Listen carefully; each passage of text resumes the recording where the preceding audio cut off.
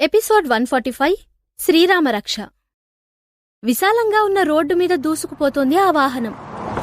ఎన్ని రెడ్ లైట్స్లు కనిపించినా కానీ ఆగకుండా అదే పనిగా కార్ డ్రైవ్ చేస్తూ ముందుకు సాగిపోతోంది శివాని.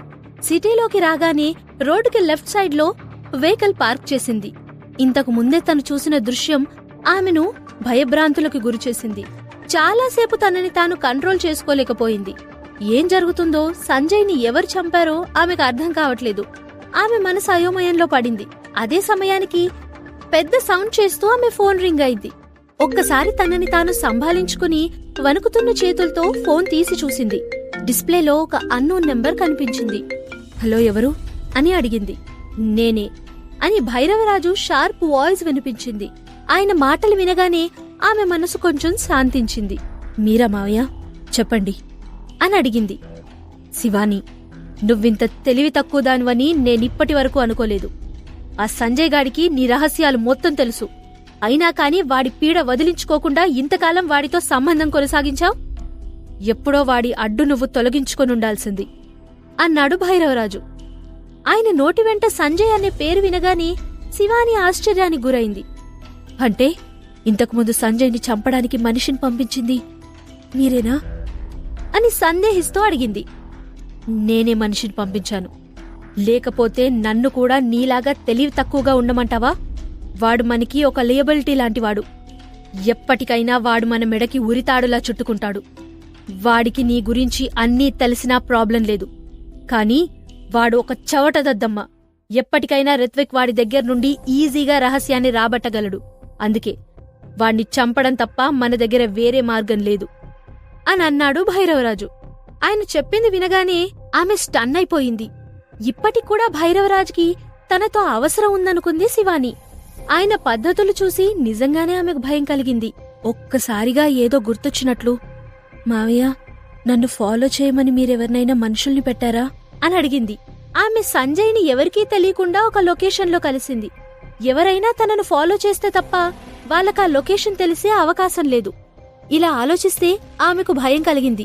ముసలోడు గుంటనక్కలా ఉన్నాడు అని మనసులో అనుకుంది. పైకి నమ్మినట్టు నటిస్తూనే తనని ఫాలో చేయడానికి మనుషుల్ని పెట్టాడు అంటే తన మీద ఆయనకి అనుమానం ఉన్నట్టే అనుకుంది. అవును, నువ్వు అనుకున్నది కరెక్ట్. నేను మనుషుల్ని పెట్టాను. నీకేవైనా జరిగితే నా ప్లాన్కి ఆటంకం కలుగుతుంది. ఇంకొక విషయం నీకు క్లియర్గా చెప్తాను విను. నా ప్లాన్స్కి అడ్డుపడితే నేను నిన్ను చంపడానికి కూడా వెనకాడను. అర్థమైందా అని వికృతంగా నవ్వుతూ అడిగాడు భైరవరాజు. ఒక్కసారి భైరవరాజు రూపం ఆమె కళ్ల ముందు ప్రత్యక్షమైంది. భయంతో ఆమెకు చెమటలు పట్టాయి. మన ప్లాన్ని ఇంకా వేగవంతం చేయాల్సిన అవసరం ఉంది. రాఘవరాజు వివాహానికి ఏర్పాట్లు చాలా జోరుగా చేస్తున్నాడని నాకు తెలిసింది. రిత్విక్కి అధికారం హ్యాండ్ ఓవర్ చేసిన తర్వాత కూడా నువ్వు నేను చెప్పినట్టే నడుచుకోవాలి అని నెమ్మదిగా అనౌన్స్ చేశాడు. అర్థమైంది, కానీ మీరు సితారా ఇంకా రోషన్ అడ్డు తొలగిస్తారని మాటిచ్చారు అని అడిగింది శివాని. నువ్వు చెప్పకపోయినా నేను వాళ్ళని ఫినిష్ చేయడం ఖాయం అన్నాడు. ఆ మాటలు వినగానే ఆమెకి కొంత రిలీఫ్గా అనిపించింది. ఫోన్ పెట్టడానికి ముందర ఆమెకు కొన్ని వార్నింగ్స్ ఇచ్చాడు. ఫోన్ కట్ చేసిన తర్వాత ఎవరైనా తనని ఫాలో అవుతున్నారేమో అని చుట్టూ అనుమానంగా చూసింది శివాని. భయంగానే డ్రైవ్ చేసుకుంటూ ఇంటికెళ్ళిపోయింది. 2 రోజులు సెలైన్ ఎక్కించిన తర్వాత సితార పూర్తిగా కోలుకుంది. కళ్ళు తెరిచి చూడగానే ఆమెకు పక్కనే రోషన్ ఇంకా వందన కనిపించారు. గత 2 రోజులుగా వందన హాస్పిటల్లోనే ఉండిపోయింది. సితార నిద్రలేచిందని తెలియగానే వేగంగా ఆమె దగ్గరికెళ్లి తల మీద చేయి పెట్టి చూసింది. టెంపరేచర్ నార్మల్గా ఉందని తెలియగానే వందన కొద్దిగా రిలీఫ్ అయింది. సితారకి గొంతులో ఏదో అడ్డుపడినట్లనిపిస్తే వెంటనే ఆమె వెళ్లి నీళ్లందించింది. కొంచెం నీళ్లు తాగిన తర్వాత సితార స్థిమితపడింది. అమ్మా, ఈ ఇయర్ నువ్వు 2 టైమ్స్ హాస్పిటల్లో ఉన్నావు తెలుసా అన్నాడు రోషన్. ఏం చేయమంటావు బాబూ, నా టైమే బాగులేనట్లుంది అని నవ్వుతూ అంది సితార. ఈ 2 రోజులు కూడా నువ్వు నిద్రపోలేదేమో కదా అని వందన వైపు చూస్తూ అడిగింది సితార. పర్లేదు మేడం, మీ టెంపరేచర్ తగ్గిందంతే చాలు. కానీ మీరు చాలా సెన్సిటివ్ మేడం. మరి ఇంత సుకుమారమైతే ఎలా?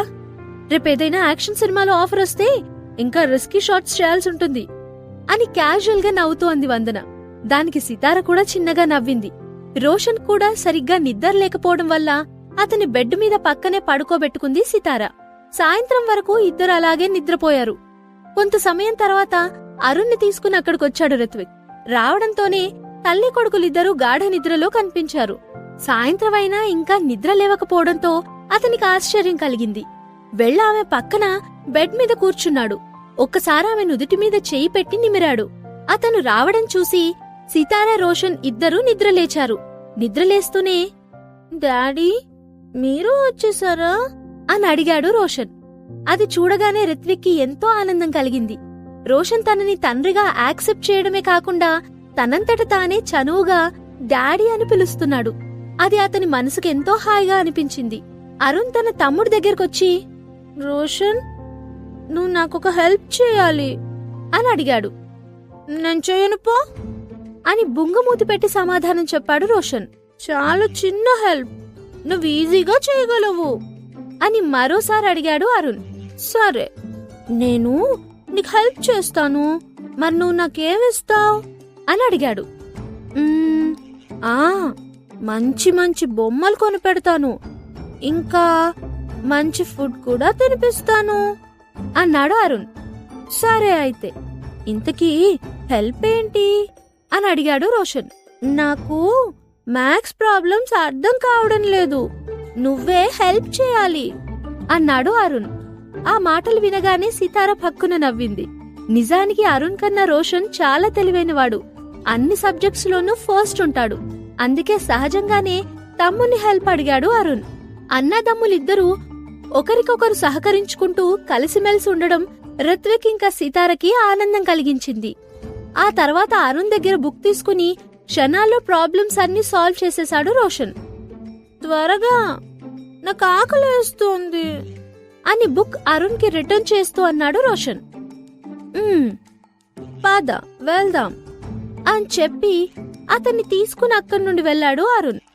అన్నదమ్ములిద్దరూ భుజం మీద చెయ్యి వేసుకుని నడుస్తూ ఉంటే వాళ్ళని చూస్తూ అలాగే ఉండిపోయారు రిత్విక్ ఇంకా సితార. పిల్లలు బయటకు వెళ్లిన తర్వాత గదిలో కొద్దిసేపు నిశ్శబ్దం తాండవించింది. వందన కూడా ఏదో పనుందని చెప్పి బయటకు వెళ్ళింది. రూమ్ లో వారిద్దరే ఉన్నారు. రిత్విక్ కావాలని ప్లాన్ చేసి అరుణ్ని తీసుకొచ్చాడేమో అనుకుంది సితార. ఏదో ఆలోచిస్తూ ఉంటే సడన్ గా బెడ్ దగ్గరకొచ్చి ఆమెను హత్తుకుని పెదవులపై ముద్దు పెట్టి, ఐ మిస్ యూ సితారా అన్నాడు రిత్విక్. నువ్వు కూడా నన్ను మిస్ అయ్యావా అని ముఖం దగ్గరగా పెట్టి అడిగాడు. సడన్ గా ఆమె ఒంట్లో వేడి పెరిగినట్టు అనిపించింది. నో అని పక్కకి తిరుగుతూ అతనికి అనుమానం రాకుండా చెప్పింది. ఆమె సమాధానం అతనికి సంతృప్తిగా అనిపించలేదు. వెంటనే ఆమె నడుం మీద గిల్లుతూ, నిజం చెప్పు అని అడిగాడు. నొప్పి కలగడంతో ఆమె చిన్నగా అరిచింది. ఆ తర్వాత కొంచెం సేపటికి ఆమె స్నానం చేసొచ్చింది. ఆ హాస్పిటల్లో బాత్రూమ్ కూడా చాలా లగ్జరియస్ గా ఉంది. అవును, నన్నెప్పుడు డిశ్చార్జ్ చేస్తారు అని టవల్తో తల తుడుచుకుంటూ అడిగింది. అప్పుడే నీకు బోర్ కొట్టేసిందా, ఇంటికెళ్ళిపోదాం అనుకుంటున్నావా అని చైర్లో కూర్చుని ఆమె వైపు చూస్తూ అడిగాడు రిత్విక్. బోర్ కొట్టకింకేం చేస్తుంది, 2 రోజులు మొత్తం హాస్పిటల్ బెడ్ మీద పడుకున్నాను. ఇంకా అలాగే ఉంటే నా కాళ్ళు చేతులు పడిపోతాయనిపిస్తోంది అని చెప్పింది సితార. ఇప్పుడే కదా నీకు జ్వరం తగ్గింది, ఇంకొక రోజు రెస్ట్ తీసుకుంటే సరిపోతుంది అన్నాడు రిత్విక్. నాకిక్కడెందుకో నచ్చలేదు రిత్విక్, ప్లీజ్ నన్ను ఇంటికి తీసుకెళ్ళిపో అని అతని పక్కనే కూర్చుని చెయ్యి పట్టుకుని అడిగింది సితార. ఆమె అలా అడగ్గానే అతని గుండె కరిగినట్టు అనిపించింది. సరే అయితే నీ ఇష్ట ప్రకారమే చేద్దాం, ఇప్పుడే డాక్టర్ గారితో మాట్లాడతాను అన్నాడు రిత్విక్. ఏ అని గట్టిగా అరిచి రిత్విక్ ని కౌగిలించుకుని బుగ్గ మీద ముద్దు పెట్టుకుంది సితార. సిల్లీ గర్ల్ అని ఆమెను గుండెలకు హత్తుకున్నాడు రిత్విక్. రిత్విక్ బయటకు వచ్చిన తర్వాత అతనికి రోషన్ ఇంకా అరుణ్ కనిపించారు. వాళ్ళిద్దరూ మూవీకి వెళ్తానంటే బాడీగార్డ్స్ ని వాళ్ళ వెంట పంపించాడు రిత్విక్. సినిమా హాల్ ఎంట్రన్స్ బయట ఒక పెద్ద ఐస్ క్రీం ట్రక్ కనిపించింది. ఇద్దరూ కలిసి ఐస్ క్రీం తినడానికి కార్లో నుండి కిందకు దిగారు. రోడ్డుకి అటు సైడ్ ఉన్న ట్రాక్ దగ్గర నుండి ఐస్ క్రీం తీసుకురావడానికి వెళ్లాడు అరుణ్. అతని కోసం వెయిట్ చేస్తూ ఉంటే వెనక నుంచి ఎవరో వస్తున్నట్టు రోషన్ కనిపించింది. వెనక్కి తిరిగి చూడబోతే బలవంతంగా ఒక వ్యక్తి అతని నోరు నొక్కేశాడు. ఎంత పెనుకులాడినా కాని ఆ వ్యక్తి రోషన్ని కదలకుండా బలంగా పట్టుకున్నాడు.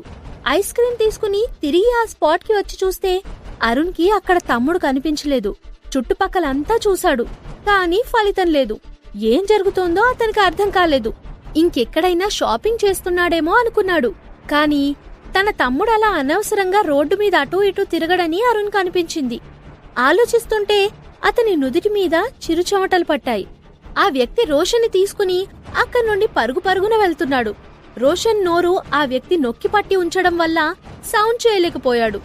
రోషన్ షాక్ లో ఉన్నాడు. అతను ఎవరో కూడా రోషన్కి తెలీదు. ఊళ్ళో పిల్లల కిడ్నాప్ చేసేవాళ్ల గురించి అప్పుడప్పుడు టీవీలో చూస్తూ ఉంటాడు రోషన్. ఇది గుర్తుకు రాగానే అతని వెన్నులో వణుకు పుట్టింది. అతని మెడలో ఒక బంగారు నెక్లెస్ గమనించాడు రోషన్. కొద్ది సమయానికి రోషన్ని తీసుకుని ఒక నిర్మానుషమైన ప్రదేశంలోకొచ్చాడు ఆ వ్యక్తి. ఒక చిన్న సందులోకి తీసుకువచ్చిన రోషన్ని నేల మీద పడేశాడు. బాధగా అరిచాడు రోషన్. నేల మీద పడ్డంతో భుజానికి దెబ్బ గట్టిగా తగిలింది. భుజం చేత్తో పట్టుకుని లేచి కూర్చున్నాడు రోషన్. అంతకు ముందు థియేటర్ దగ్గర ఈ వ్యక్తి ఎవరో అమ్మాయిని ఏడిపిస్తూ ఉంటే చిన్నపిల్లాడైనా కాని అరుణ్ వెళ్లి అతన్ని అడ్డుకున్నాడు. చుట్టూ జనాలు మూగేసరికి ఆ వ్యక్తి చల్లగా జారుకున్నాడు. అతనే ఇప్పుడు తనని తీసుకొచ్చినట్లు రోషన్ గుర్తించాడు. చీకట్లో ముఖం సరిగ్గా కనబడక రోషన్ని చూసి అరుణ్ అని అనుకుని ఎత్తుకొచ్చాడు ఆ మనిషి. ఏరా పిల్ల వెధవా, ఇంతకు ముందు అందరి ముందు నన్ను అల్లరి పెట్టావు కదా, ఇప్పుడేమైంది? భయంగా ఉందా అని దగ్గరకొస్తూ అన్నాడు. ఆ వ్యక్తికి ఒక బంగారు పన్ను కూడా ఉంది. ప్లీజ్ అంకుల్, నన్ను వదిలేయండి అని రోషన్ బతిమాలుకున్నాడు. అరుణ్ కన్నా రోషన్ శారీరకంగా బలహీనంగా ఉంటాడు. అందుకే అరుణ్కి ఉన్న తెగింపు అతనికి లేదు. ఇందాకంత పొగరుగా మాట్లాడావు కదరా, ఆ ధైర్యమంతా ఇప్పుడేమైంది అని రోషన్ని కాలితో తన్నాడు. కొంచెం దూరంగా వెళ్లి పడ్డాడు రోషన్. అతని పాకెట్లో ఉన్న పర్స్ కింద పడింది. రిత్విక్ హాస్పిటల్లో అవసరానికుంటుందని చెప్పి రోషన్కి డబ్బులిచ్చాడు. ఆ డబ్బులన్నీ కూడా పర్స్లోనే ఉన్నాయి. పర్స్ చూడగానే ఆ వ్యక్తి కళ్ళు మెరిశాయి. ఓహో, మీ అమ్మా బాబులు బాగా డబ్బున్నోళ్లన్నమాట. ఇంత చిన్న వయసులో నీకిన్ని డబ్బులిచ్చి పంపించారు, అందుకేనా నీకంత పొగరు అని రోషన్ చెయ్యి మీద కాలు వేసి తొక్కుతూ అన్నాడు. ఆ తర్వాత ఆ పర్స్ తీసుకున్నాడు. అది నాది, తిరిగిచ్చేయ్ అని ఏడుస్తూ అన్నాడు. అదే సమయంలో తన చేతికున్న జీపీఎస్ వాచ్ ఆధారంగా అరుణ్ అక్కడికి చేరుకున్నాడు. సందు మొదట్లో నిలబడిన అరుణ్ని చూసి షాక్ అయ్యాడా వ్యక్తి. ఇద్దరూ ఒకే పోలికతో ఉండడం అతన్ని ఆశ్చర్యపరిచింది. ఒకసారి ఇద్దరి వైపు మార్చి మార్చి చూశాడు. అరుణ్ పరిగెత్తుకుంటూ వచ్చి గాల్లో పల్టీలు కొట్టి అతని గుండెల మీద తన్నాడు. ఆ చిన్నపిల్లాడి దగ్గర అంత శక్తి ఉంటుందని ఆ వ్యక్తి ఊహించలేకపోయాడు. ఏం జరిగిందో అర్థమయ్యేలోపు ఆ వ్యక్తి కింద పడ్డాడు. అరుణ్ నేల మీద పడున్న రోషన్ దగ్గరకొచ్చి, తమ్ముడు, దెబ్బలేమైనా తగిలాయా అని అడిగాడు. రోషన్ ఏడుస్తూ తలూపాడు. పద, ఇక్కడి నుండి వెళ్ళిపోదాం అని చెప్పి పక్కనే పడి ఉన్న పర్స్ తీసి జేబులో పెట్టుకున్నాడు. తన తమ్ముడికి సాయం చేసి పైకి లేపి మెల్లిగా పరిగెత్తడం మొదలుపెట్టాడు. కింద పడిన వ్యక్తి పైకి లేచి దుమ్ము దులుపుకుంటున్నాడు. అప్పటికే పిల్లలిద్దరూ కొంచెం దూరం పారిపోయారు. ఇంతలో అరుణ్ని ఫాలో చేస్తూ వచ్చిన బాడీగార్డ్స్ అతనికి కనిపించారు. అరుణ్ తన తమ్ముణ్ణి తీసుకుని రోడ్డు వైపు పరిగెడుతూ, అదిగో అక్కడున్నాడు అని ఆ వ్యక్తి ఉన్న సందు వైపు చూపించాడు. బాడీగార్డ్స్ వేగంగా అక్కడికి వెళ్లారు. వెనక నుండి గట్టిగా అరుపులు వినిపిస్తుండగా అరుణ్ తన తమ్ముణ్ణి తీసుకుని రోడ్డు వైపు వెళ్లాడు. Episode number 146, unexpected pregnancy. Hospital కి చేరుకునే ముందర ఒక షాపింగ్ మాల్లోకి వెళ్లి డ్రెస్ చేంజ్ చేసుకున్నాడు రోషన్. ముఖం మీద తగిలిన గాయాన్ని దాచిపెట్టడానికి ఒక ఫేస్ మాస్క్ కొనుక్కుని హాస్పిటల్కి వచ్చాడు. సితార అతన్ని చూసి ఆశ్చర్యపోతూ, ఏమైంది నాన్నా, మాస్క్ వేసుకున్నావెందుకు అని అడిగింది. అది హాస్పిటల్లో జర్మ్స్ ఎక్కువ ఉంటాయి కదమ్మా, అందుకే. నేను వీక్గా ఉంటాను కదా, త్వరగా జ్వరం వస్తుందని మాస్క్ పెట్టుకున్నాను అని విషయాన్ని దాచిపెడుతూ అన్నాడు రోషన్. అతని వైపు విచిత్రంగా చూసింది సితార. డిశ్చార్జ్ ప్రొసీజర్స్ కంప్లీట్ చేసిన తర్వాత రిత్విక్ వాళ్ళని తీసుకుని కార్లో ఇంటికి బయలుదేరాడు. సితార ఇంట్లో వాళ్ళని దింపి తర్వాత రిత్విక్ వెళ్లిపోయాడు. ఆ మరుసటి రోజు సితార సూపర్ మార్కెట్ కి వెళ్తున్న సమయంలో ఆమెకు చాలా కాలం తర్వాత తన బెస్ట్ ఫ్రెండ్ కృతి దగ్గర నుండి ఫోన్ వచ్చింది. చాలా కాలంగా వాళ్ళిద్దరూ టచ్ లో లేరు. యుఎస్ నుండి తిరిగొచ్చిన తర్వాత కూడా సితార ఆరోగ్యం గురించి ఎంక్వైరీ చేయడానికి 2-3 సార్లు మాత్రమే ఫోన్ చేసింది కృతి. ఆ తర్వాత కృతి తన ఫాదర్ రికమెండేషన్ మీద ఒక కంపెనీలో జాయిన్ అయింది. సితార కాల్ లిఫ్ట్ చేయగానే, హలో డార్లింగ్, ఎలా ఉన్నావ్? చాలా కాలం తర్వాత మా కంపెనీ వాళ్ళు నాకు లీవ్ శాంక్షన్ చేశారు. నువ్వు ఖాళీగా ఉంటే ఇవాళ మనం ఎక్కడైనా మీట్ అవుదాం అని అడిగింది కృతి. బతికే ఉన్నావా? చాలా కాలంగా నీ నుండి ఫోన్ రాకపోయేసరికి ఏమైపోయావో అనుకున్నా అని తన ఫ్రెండ్ తో సరదాగా జోక్ చేసింది సితార. ఏం చెప్పను బేబీ, కంపెనీలో కొత్తగా జాయిన్ అయ్యాను కదా, 24 అవర్స్ వర్క్ వర్క్ అంటూ ఫుల్ గా ఎనర్జీ అంతా పిండేశారు. నిమిషం కూడా గ్యాప్ ఉండేది కాదు. ఇప్పటికి కూడా నేను లీవ్ తీసుకోకపోయి ఉంటే నువ్వు అనుకున్నట్టు ఆవిరైపోయేదాన్ని అని సరదాగా నవ్వుతూ అంది కృతి. నీలో ఇంత మార్పు అస్సలు ఊహించలేకపోతున్నాను బేబీ. పాత కృతి అయితే ఈ పాటికి కంపెనీ మేనేజర్ నడ్డి మీద తన్ని తిరిగి ఇంటికి వెళ్లిపోయేది. నువ్వు కూడా పెద్దదానివి అయ్యావన్నమాట అని తన ఫ్రెండ్ ని ఏడిపిస్తూ అంది సితార. నిజమే బేబీ, ఇప్పుడు తలుచుకుంటే ఇంతకుముందు చాలా చైల్డిష్ గా బిహేవ్ చేసేదాన్ని అనిపిస్తోంది. ఎంతైనా ఏదో ఒక టైంలో అందరూ మారాల్సిందేగా అని అంది కృతి. ఓర్ నాయనో, నీ నోటి నుండి ఈ టైప్ డైలాగ్లా ఇంతకాలం గమనించలేదు కానీ నీలో చాలా డెప్త్ ఉంది కృతి. ఆలోచిస్తే సినిమా హీరోయిన్ నువ్వా నేనా అర్థం కావట్లేదు అంది సితార. ఆ మాటలకి కృతి ఫోన్లోనే పగలబడి నవ్వింది. జోక్స్ అపార్ట్ బేబీ, మనం మధ్యాహ్నం 2 గంటలకి గార్డెన్ రెస్టారెంట్ లో కలుద్దాం అని ఫోన్లోనే ఆమెతో అపాయింట్మెంట్ ఫిక్స్ చేసుకుంది కృతి. తన స్నేహితురాల్ని కలుసుకున్నందుకు ఆమె మనసుకెంతో ఆనందంగా ఉంది. మధ్యాహ్నం రెస్టారెంట్ కి వెళ్లే ముందర తన ఫ్రెండ్ కోసం షాపింగ్ చేసి ఒక గిఫ్ట్ తీసుకుంది సితార. రెస్టారెంట్ కి ఎర్లీగా చేరుకుని తన కోసం రిజర్వ్ చేయబడిన టేబుల్ దగ్గర కూర్చుంది సితార. ఆ రోజు రిత్విక్ కానీ పిల్లల గురించి కానీ ఆమె ఆలోచించలేదు. తనకంటూ స్నేహితులెవరైనా ఉన్నారంటే అది కృతి మాత్రమే. తన జీవితాన్ని చాలా క్లోజ్ గా అబ్జర్వ్ చేసింది కృతి. రిత్విక్ కి తనకి మధ్య జరిగిన సంఘటనలన్నీ తెలుసుకుంటే ఆమె స్పందన ఎలా ఉంటుందో చూడాలి అని ఆరాటపడింది సితార. సోఫాలో కూర్చుని తన ఫ్రెండ్ కోసం వెయిట్ చేస్తూ బయట వాహనాలను చూస్తోంది సితార. ఈ రోజు వాతావరణం కూడా తన మనసులాగే ఇంకా చాలా ఆహ్లాదంగా ఉంది. ఎక్కువ వేడిగా లేదు, అలా అని చల్లగా కూడా లేదు. కృతి కోసం ఎదురు చూస్తూ ఉంటే ఆమె కొంతసేపు నిద్ర వచ్చినట్లు కూడా అనిపించింది. చేతుల మీద తల పెట్టుకుని ఒక్కసారి కళ్ళు మూసుకుంది. కృతి అక్కడికొచ్చేసరికి కవులకు కూడా వర్ణింపసాధ్యం కాని అందం ఆమె కళ్ళకు కనిపించింది. ఈ గడిచిన కాలంలో సితార మరింత అందంగా తయారైనట్లు అనిపించింది. హీరోయిన్ అయిన తర్వాత ఆమె డ్రెస్సింగ్ స్టైల్ కూడా మారిపోయింది. ప్రతి అకేషన్ కి తగ్గట్లుగా శ్రీజిత్ దగ్గరుండి ఆమె వార్డ్రోబ్ సెలెక్ట్ చేశాడు. చాలాసేపు అలాగే చూస్తూ ఉండిపోయిన కృతి ఆమె దగ్గరికి వెళ్లి పలకరించింది. మొత్తానికొచ్చావన్నమాట అని అడిగింది సితార. సారీ సితారా, అసలు చాలా ఎర్లీగానే స్టార్ట్ అయ్యాను. దారిలో ఒక యాక్సిడెంట్ అయితే ట్రాఫిక్ జామ్ లో ఇరుక్కుపోయాను, అందుకే లేట్ అయింది అని ఆలస్యానికి కారణాన్ని వివరిస్తూ చెప్పింది కృతి. అరే, మేనేజర్ కి చెప్పిన రీజన్స్ అన్నీ చెప్పి చెప్పి నీకు అలవాటైపోయినట్టుంది. కమాన్ బేబీ, నువ్వింకా ఆఫీస్లో లేవు, it's your time, enjoy it అని నవ్వుతూ అంది సితార. ఇంతలో ఆమె పక్కనే ఒక వ్యక్తి ఉండడం గమనించింది. కృతి అతన్ని ఆమెకు పరిచయం చేస్తూ, Sitara, meet my boyfriend Anil. మేమిద్దరం నెల రోజుల నుండి డేటింగ్ చేస్తున్నాం. ఈ రోజు మా 1 month యానివర్సరీ కూడా. నీకు చెప్పకుండా ఇతన్ని తీసుకొచ్చి సర్ప్రైజ్ చేసినందుకు ఏమీ అనుకోవడం లేదు కదూ అని అడిగింది. నేనేమీ అనుకోను, కానీ నువ్వు డేటింగ్ చేస్తున్నావంటే నమ్మడం సర్ప్రైజింగ్ గా ఉంది అంది సితార. హలో మ్యామ్, నమస్తే, ఐమ్ అనిల్.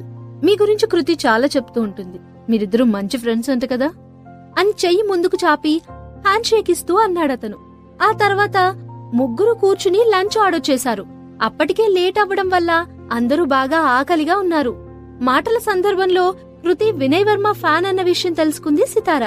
లంచ్ కోసం వెయిట్ చేస్తున్న టైంలో కృతి తన క్లాస్మేట్స్ అందరూ కలిపి పెట్టుకున్న ఒక గెట్ టుగెదర్ ప్రస్తావన తీసుకొచ్చింది. కాని సితారకి మాత్రం అటువంటి చోటుకి వెళ్లడం అస్సలిష్టం లేదు. సహజంగా ఆమెకు స్నేహితులంటే ఇష్టం అయినప్పటికీ కూడా చదువుకునే రోజుల్లో తన ఫ్రెండ్స్ అందరూ ఆమెని కావాలనే అవాయిడ్ చేసేవారు. అందుకే ఆమెప్పుడు రిజర్వ్డ్ గా ఉంటూ ఉండేది. ప్రస్తుతం ఆ అలవాటు మార్చుకోవాలని ఆమె అనుకోవడం లేదు. లంచ్ ముగించిన తర్వాత డెజర్ట్ తీసుకుంటుండగా ఒక వ్యక్తి వాళ్ళ దగ్గరకొచ్చాడు. అతన్ని చూడగానే సితార ఆశ్చర్యపోయింది. అభినవ్, నువ్వేంటి ఇక్కడ? ఇది నిజంగానే సర్ప్రైజ్.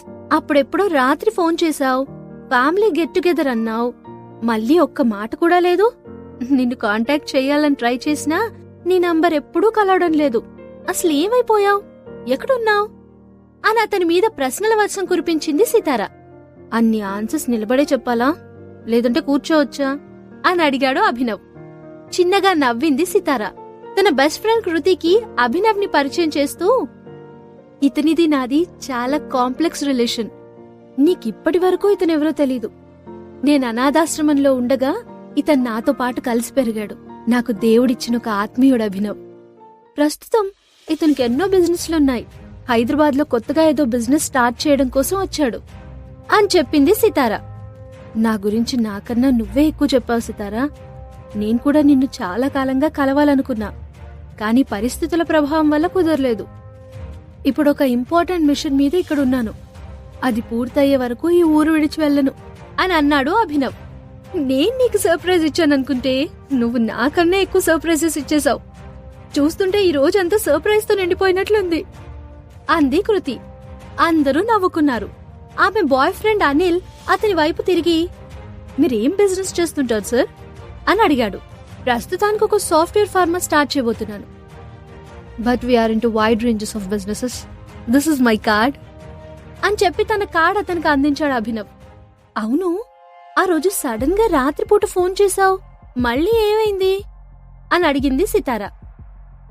నీతో చాలా విషయాలు మాట్లాడాలి సితారా, కానీ మీరేదో ఫ్రెండ్లీగా మాట్లాడుకుంటున్నారనుకుంటే నేను డిస్టర్బ్ చేసినట్టున్నాను. సో నేను మళ్ళీ నిన్ను లీజర్గా మీట్ అవుతాను. నీకు ఫోన్ చేసిన తర్వాత రోజు నుండి నా నేచర్ ఆఫ్ బిజినెస్ కూడా మారిపోయింది. చాలా విషయాల మీద రీవర్క్ చేయాల్సి వస్తుంది. ఓ కొత్త బిజినెస్ పార్ట్నర్ కూడా ఏర్పడ్డాడు. అందుకే నిన్ను కలవడం సాధ్యపడలేదు. బట్ నెక్స్ట్ టైం డెఫినెట్ గా నిన్ను కలుస్తాను. రిత్విక్ ని కూడా కలుస్తాను. త్వరలోనే నువ్వు ఒక గుడ్ న్యూస్ వినబోతున్నావేమో అని నాకు అనిపిస్తోంది అన్నాడు అభినవ్. నీ నోటి చలవ వల్ల నిజంగానే నాకు గుడ్ న్యూస్ తెలుస్తుందేమో, కానీ ఇప్పటికి కూడా నువ్వు చాలా మిస్టీరియస్ గా ఉన్నావు అభినవ్. నువ్వు అసలు ఎప్పటికైనా ఓపెన్ అప్ అయితే చూడాలనుంది నాకు అంది సితార.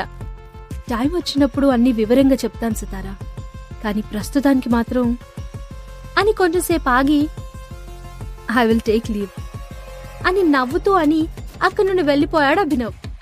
అతడు వెళ్లిన వైపు ఆశ్చర్యంగా చూస్తూ ఉండిపోయాడు అనిల్. ఒక్కసారి అతనిచ్చిన కార్డ్ వైపు చూశాడు. అభినవ్ ఇండస్ట్రీ అనే పేరు అతని మనసులో ముద్రపడిపోయింది. అనిల్ కూడా వ్యాపారస్తుల కుటుంబానికి చెందినవాడే. తన తండ్రి ప్రోత్సాహం మీదట అతను సాఫ్ట్వేర్ కంపెనీలో పనిచేస్తున్నాడు. ఇదంతా జరిగిన తర్వాత సితార తిరిగి ఇంటికి వెళ్లిపోయింది. మార్గ మధ్యలో ఆమెకి కొంచెం నలతగా ఉన్నట్లు అనిపించింది. ఇంటికి వెళ్లి చూస్తే రోషన్ తన అన్న అరుణ్ కి హోంవర్క్ చేయడంలో సహాయం చేస్తున్నాడు. గత కొన్ని రోజులుగా అరుణ్ ఇంట్లోనే ఉండి తన తమ్ముడికి దగ్గరవుతున్నాడు. రోషన్ కి కూడా తన అన్న నచ్చకపోవడం అంటూ లేదు. చిన్నపిల్లలిద్దరూ ఉండడంతో ఇల్లు మొత్తం కలకలలాడుతోంది. కనీసం ఇల్లు గతంలో ఉన్నట్లు ఒంటరిగా బోసిపోయినట్లయితే లేదు. అరుణ్ డెస్క్ ముందర కూర్చుని ముఖం విచారంగా పెట్టుకున్నాడు. అతనికి మ్యాథ్స్ ప్రాబ్లమ్స్ అంటే ఇష్టం లేదు. అలా కూర్చుని చూస్తూ అప్పుడప్పుడు తమ్ముడి మీద వేస్ట్ పేపర్స్ విసురుతున్నాడు. వాళ్ళిద్దర్నీ చూసి సితార నిట్టూర్పు విడిచింది.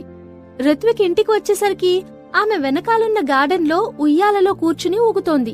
ఆ క్షణంలో ఆమెను చూస్తే ఎంతో ముగ్ధ మనోహరంగా అనిపించింది. నెమ్మదిగా వెనక నుండి వెళ్లి ఆమెని హత్తుకున్నాడు. ఒక్కసారి అతని వైపు చూసి, హలో రిత్విక్ అని నవ్వుతూ పలకరించింది సితార. కొంత సమయం ఇద్దరూ గార్డెన్లో గడిపారు. ఆ తర్వాత డిన్నర్ చేయడానికి వెళ్లారు. డిన్నర్ చేస్తున్న టైంలో అనుకోకుండా సితారకు కడుపులో తిప్పినట్టు అనిపించింది. వెంటనే ఆమె బాత్రూంలోకి పరిగెట్టింది. ఏం జరిగిందో రిత్విక్ కి అర్థం కాలేదు. సితారా, ఏమైంది నీకు? ఒంట్లో బానే ఉందా అని అడిగాడు. అతని మాటింకా పూర్తి కాకముందే ఆమె నోటికి చెయ్యడ్డు పెట్టుకుని మరోసారి బాత్రూం దగ్గరికి వెళ్ళింది. కంటిన్యూగా 3 సార్లు ఆమెకి వామిటింగ్స్ అయ్యాయి. సడన్ గా ప్రెగ్నెంట్ ఏమో అని రిత్విక్కి అనిపించింది. సిమ్టమ్స్ అన్నీ చూస్తే అలాగే ఉన్నాయి. పిల్లలిద్దరూ కంగారు పడిపోయి ఆమె దగ్గరికి వెళ్లారు. ముఖ్యంగా రోషన్ ముఖంలో దిగులు చాలా స్పష్టంగా కనబడుతోంది. ఏమైందమ్మా అని ఆమె చేతులు పట్టుకుని అడిగాడు. అమ్మకు ఒంట్లో బాగులేదు బాబూ, మీరిద్దరూ వెళ్లి డిన్నర్ ఫినిష్ చేయండి అని రిత్విక్ వాళ్ళని డైనింగ్ టేబుల్ దగ్గరికి పంపించాడు. అయిష్టంగానే అక్కడికి వెళ్లాడు రోషన్. కాని అతనికి మాత్రం ఆకలి చచ్చిపోయింది. ఆమె ఫేస్ వాష్ చేసుకుంటే రిత్విక్ వెళ్లి సితార దగ్గర నిలబడ్డాడు. నా ఒంట్లో ఏదో ప్రాబ్లం ఉన్నట్టుంది రిత్విక్ అంది సితార. మొన్ననే కదా హాస్పిటల్ నుండి ఇంటికొచ్చావు, అప్పుడే మళ్ళీ ఒంట్లో బాగులేదా? సరే, ఏంటి ప్రాబ్లం అని నవ్వుతో అడిగాడు రిత్విక్. జోక్ కాదు రిత్విక్, దిస్ ఇస్ సీరియస్. నా డేట్ మిస్ అయింది అని చెప్పింది. వెంటనే అతని ముఖంలో నవ్వు మాయమైంది. ఆర్ యు ప్రెగ్నెంట్ అని సూటిగా ఆమెను ప్రశ్నించాడు రిత్విక్. అర్థం కావట్లేదు రిత్విక్, కానీ ఇది నిజంగా కన్ఫర్మ్ అవ్వకపోతే బాగుండును. ఈ టైంలో మాత్రం నాకు ప్రెగ్నెంట్ అవ్వడం అస్సలు ఇష్టం లేదు అంది సితార. ఇష్టం లేదా అంటే నీకు ప్రెగ్నెన్సీ ఇష్టం లేదా, లేదంటే తల్లి కావడం ఇష్టం లేదా? రెట్టించడిగాడు రిత్విక్. అతని ముఖంలో భావాలు మారిపోయాయి. కమాన్ రిత్విక్, అలా నేనెప్పుడన్నాను? ఈ టైంలో ఇష్టం లేదన్నాను, అంతేకాని ప్రెగ్నెన్సీ ఇష్టం లేదని కాదు అంది సితార. నీకిష్టం ఉన్నా లేకపోయినా నాకు సంబంధం లేదు అని సీరియస్ గా చూస్తూ అన్నాడు రిత్విక్. చాలా రోజుల తర్వాత అతని కళ్ళలో లైట్ గా కోపం కనిపించింది. అయినా ఇంకా నేను ప్రెగ్నెంటా కాదా అన్న విషయం కన్ఫర్మ్ కాదు అని సందేహిస్తూ అంది సితార. వెంటనే ఆమె చేయి పట్టుకున్నాడు రిత్విక్. మరో మాటకు అవకాశం లేకుండా వేగంగా ఆమెను బయటకు తీసుకెళ్లాడు. ఏం చేస్తున్నావు రిత్విక్? ఎక్కడికి తీసుకెళ్తున్నావు నన్ను అని చెయ్యి విడిపించుకోవడానికి ట్రై చేస్తూ అంది సితార. మనం హాస్పిటల్కి వెళ్తున్నాం అని చెప్పి ఆమెను కార్లో కూర్చోబెట్టి క్షణాల్లో హాస్పిటల్కి తీసుకెళ్లాడు. Episode number 147 Chinnaraja. శరవేగంగా సితారను హాస్పిటల్కి తీసుకెళ్లాడు రిత్విక్. అన్ని టెస్టులు చేసిన తర్వాత డాక్టర్ ఆమె ప్రెగ్నెంట్ కాదన్న విషయం చెప్పాడు. రిజల్ట్స్ చూడగానే రిత్విక్ కనుబొమ్మలు ముడిపడ్డాయి. ఇందులో ఏదో తేడా ఉందని అతనికి అనిపించింది. సితార కూడా కొద్దిగా ఆశ్చర్యం కలిగింది. ఆమె తన సిమ్టమ్స్ చెప్పి డాక్టర్ని వివరాలడిగింది. సహజంగా హీట్ అండ్ హ్యూమిడిటీ ఎక్కువ ఉండడం వల్ల గ్యాస్ట్రిక్ ప్రాబ్లమ్స్ వచ్చే ఛాన్స్ ఉంది. టైం టు టైం ఫుడ్ తిని junk food, spicy food avoid చేస్తే సరిపోతుంది. పెద్ద వరీ అవ్వాల్సిన అవసరం లేదు. టైంకి నిద్రపోవడం కూడా మర్చిపోకండి. హార్మోనల్ ఇంబ్యాలెన్స్ వల్ల కూడా డేట్ మిస్ అయ్యే ఛాన్సెస్ ఉన్నాయి అని చెప్పాడు డాక్టర్. ఆ తర్వాత ఆమె కొన్ని జాగ్రత్తలు చెప్పి ఇంటికి పంపించేశాడు. కార్లో రిటర్న్ అవుతున్న టైంలో రిత్విక్ సీరియస్ గా ఉండడం ఆమెకు కనిపించింది. చాలా సేపటి నుండి ఒక్క మాట కూడా మాట్లాడకుండా నిశ్శబ్దంగా ఉన్నాడు. సితారకు అతన్ని చూస్తే నవ్వాగలేదు. ఏంటి, నేను ప్రెగ్నెంట్ అవ్వలేదని బాగా ఫీల్ అవుతున్నట్టున్నావు అని అడిగింది. అతను డ్రైవింగ్ మీద కాన్సంట్రేట్ చేస్తున్నాడు. ఫీల్ అవ్వడం మాట ఉంచితే అతనికి చాలా బాధగా ఉంది. నిజానికి సితార ప్రెగ్నెన్సీ ఇష్టం లేదన్న విషయం అతన్ని కలవరపరుస్తోంది. కాని సితార ఆలోచనలు మాత్రం వేరే రకంగా ఉన్నాయి. షూటింగ్ కంప్లీట్ అయిన తర్వాత ప్రమోషన్స్ కోసం దేశం మొత్తం తిరగాల్సొస్తుంది. అందుకే ఆ టైంలో ఆమె ఎలాంటి కమిట్మెంట్స్ పెట్టుకోవాలి అనుకోలేదు. ఒక్కసారి అతని వైపు నిస్సహాయంగా చూసింది సితార. ఆ రోజు రాత్రి ఇద్దరూ బెడ్ మీదున్నప్పుడు సితార కళ్ళలోకి సూటిగా చూశాడు రిత్విక్. నేనింకా ఎక్కువ కష్టపడాలేమో అనిపిస్తోంది అని అడిగాడు. సడన్ గా అతను అలా అడిగేసరికి ఆమెకు అర్థం కాలేదు. దేని గురించి నువ్వు మాట్లాడేది అని అంది సితార. నీ పంట పండాలంటే నేనెక్కువ కష్టపడాలి కదా అంటున్నాను అని ఆమె వైపు చిలిపిగా చూస్తూ అన్నాడు. ఛీ, నీకొంచెం కూడా సిగ్గులేదు అని అతన్ని దూరంగా తోసింది. అతను నవ్వుతూ ఆమె పెదాలని అందుకున్నాడు. కొంతసేపటి తర్వాత, అయినా నాకిప్పుడు పిల్లలొద్దు రిత్విక్, ఇప్పటికే 2 కవలలున్నారు కదా అని అడిగింది సితార. ఉన్నా కాని సరిపోరు, నాకొక పాప కావాలి అన్నాడు రిత్విక్. ఆమెకేం చెప్పాలో తెలియలేదు. అతని వైపు అలాగే చూస్తూ ఉండిపోయింది. స్టడీ రూంలో అసహనంగా పచార్లు చేస్తోంది శివాని. ఆమెకు బయటికి వెళ్లడానికి భయంగా ఉంది. ఊరిలో తను ఎక్కడ తిరిగినా కాని ఫాలో చేయడానికి మనుషుల్ని పెట్టాడు భైరవరాజు. ఆమెకి వార్నింగ్ ఇచ్చి తన గ్రిప్లో పెట్టుకోవడానికి ఆయన సంజయ్ని చంపాడని ఆమెకు అర్థమైంది. మీడియా కాన్ఫరెన్స్ కి డేట్ దగ్గర పడుతోంది. రిత్విక్ ఆ ఫంక్షన్ కి తగ్గట్టు ఏర్పాట్లన్నీ చేశాడు. మరొక వారం రోజుల్లో తమ మ్యారేజ్ డేట్ మీడియా ముందు అనౌన్స్ చేయబోతున్నాడు. ఆలోచించి చూస్తే ఈ మీడియా కాన్ఫరెన్స్ అనేది అంత సింపుల్ కాదని ఆమెకు అనిపించింది. ఇప్పటికూడా భైరవరాజు సితార విషయంలో ఎటువంటి చర్యలు తీసుకోలేదు. తన ఆలోచనల్లో ఉండగానే ఎవరో పనివాళ్లు తలుపు తట్టి అమ్మగారు అని పిలిచారు. శివాని ఉలిక్కిపడి ఆలోచనల నుండి బయటకొచ్చింది. వెంటనే డిస్టర్బ్ చేసిన పనివాడి మీద విరుచుకుపడింది. ఆమె కోపం చూసి భయపడిపోయి అక్కడి నుండి వెళ్లిపోయాడా పనివాడు. శివాని కిటికీ దగ్గరికి వెళ్లి ఆకాశం వైపు చూసింది. కొంచెంసేపు ఆలోచించిన తర్వాత ఆమె ఒక నిర్ణయానికొచ్చింది. ఒకవేళ భైరవరాజు సితార ఇంకా రోషన్ విషయంలో యాక్షన్ తీసుకోవడంలో ఆలస్యం చేస్తే తనే వాళ్ళ అడ్డు తొలగించుకోవాలి అనుకుంది. ఆ రోజు సాయంత్రం చీకటి పడినా కాని సితార ఇంకా ఇంటికి రాలేదు. సహజంగా సాయంత్రం 5:30 ఆమె ఇంట్లో ఉండేది. కాని ఈరోజు అనూహ్యంగా ఆలస్యమైంది. ఆమెకు ఫోన్ చేస్తే ఫోన్ కూడా స్విచ్ ఆఫ్ అనొచ్చింది. కొంత సమయం వెయిట్ చేశాడు రిత్విక్. బయట బోరున వర్షం కురవడం ప్రారంభించింది. 7 గంటలకు కూడా ఆమె ఇంటికి రాలేదు. పిల్లలిద్దరూ అమ్మ వచ్చే వరకు డిన్నర్ చేయమని చెప్పి మొరాయించారు. వచ్చే దారిలో ఆమెకేదైనా యాక్సిడెంట్ జరుగుంటుందా అని రిత్విక్ మనసులో ఆందోళనకు గురయ్యాడు. అతనలాంటి పెద్ద వ్యక్తులకి వ్యాపార ప్రపంచంలో ఎంతో మంది శత్రువులుంటారు. ఒకవేళ తన మీద ప్రతీకారం తీర్చుకోవడానికి ఆమెనేమైనా చేస్తారేమో అని భయపడ్డాడు రిత్విక్. ఆమెకేదైనా జరుగుంటుంది అన్న ఆలోచనే అతన్ని నిలువనివ్వడం లేదు. వెంటనే గోపాల్కి ఫోన్ చేసి ఏం చేయాలో ఆర్డర్స్ ఇచ్చాడు. తను కూడా రెడీ అయ్యి స్టార్ట్ అవుతున్న సమయంలో ఒక పెద్ద కార్టూన్ బాక్స్ తీసుకుని నవ్వుతూ ఇంట్లోకొచ్చింది సితార. అది చూసి రిత్విక్కి కోపం వచ్చింది. లోపలికి వెళ్లి చూస్తే ఆమె తడిసిన బట్టల్లో ఒక మూలన నిలబడుంది. ఆమె బట్టల నుండి నీళ్లు కారుతున్నాయి. ఆమె చేతిలో ఉన్న చిన్న బాక్స్లో ఒక చిన్న కుక్కపిల్ల పూర్తిగా తడిసిపోయింది. దానివైపు ఆనందంగా చూస్తోంది సితార. ఆమె ఆ చిన్న కుక్కపిల్లని ఎందుకు తీసుకొచ్చిందో అతనికి అర్థం కాలేదు. పిల్లలిద్దరూ బయటకొచ్చి ఆ కుక్కపిల్లని చూడగానే ఆమె చుట్టూ మూగారు. ఇద్దరికీ కూడా కుక్కపిల్లలంటే చాలా ఇష్టం. చూడగానే వాళ్ళకి నచ్చేసింది. చూడు రిత్విక్, ఈ పప్పి ఎంత క్యూట్గా బుజ్జిగా ఉందో అంది ఉత్సాహంగా. చూస్తున్నాను, బానే ఉంది. అయినా ఈ కుక్కపిల్లెక్కడ దొరికింది నీకు అని అడిగాడు రిత్విక్. ఆమె ఆ బాక్స్ ని హగ్ చేసుకుని ఆనందంగా తిరుగుతూ కేరింతలు కొట్టింది. రోడ్డు మీద కనిపిస్తే తీసుకొచ్చాను. పాపం బుజ్జిది వర్షంలో తడిసిపోతుంది రిత్విక్, అందుకే ఇంటికి తీసుకొచ్చా. చూడు ఎంత ముద్దొస్తుందో అని బాక్స్ అతనికి చూపించింది సితార. పిల్లలిద్దరూ ఆనందంగా కుక్కపిల్ల వైపు చూస్తున్నారు. ముఖ్యంగా అరుణ్ మునివేళ్లపై నిలబడి ఆసక్తిగా చూస్తున్నాడు. ఇంట్లో క్యూట్గా నువ్వున్నావు కదా, ఇంకా కుక్కపిల్లెందుకు అని చాలాసేపటి తర్వాత అడిగాడు రిత్విక్. హే రిత్విక్, ఆపుని గోలా.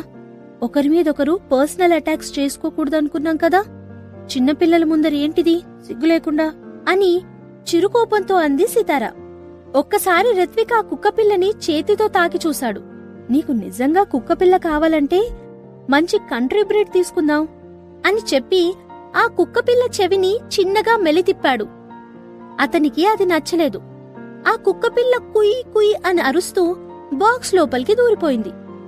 డాడీ, కుక్కపిల్లని అలా చేయకూడదు, అది భయపడుతుంది చూడు అని అరుణ్ అన్నాడు. సితారకు కూడా కొంచెం కోపం వచ్చింది. అతని చేతిని దూరంగా తోసింది. నాకీ పప్పీయే కావాలి, వేరే ఇంకేదీ వద్దు.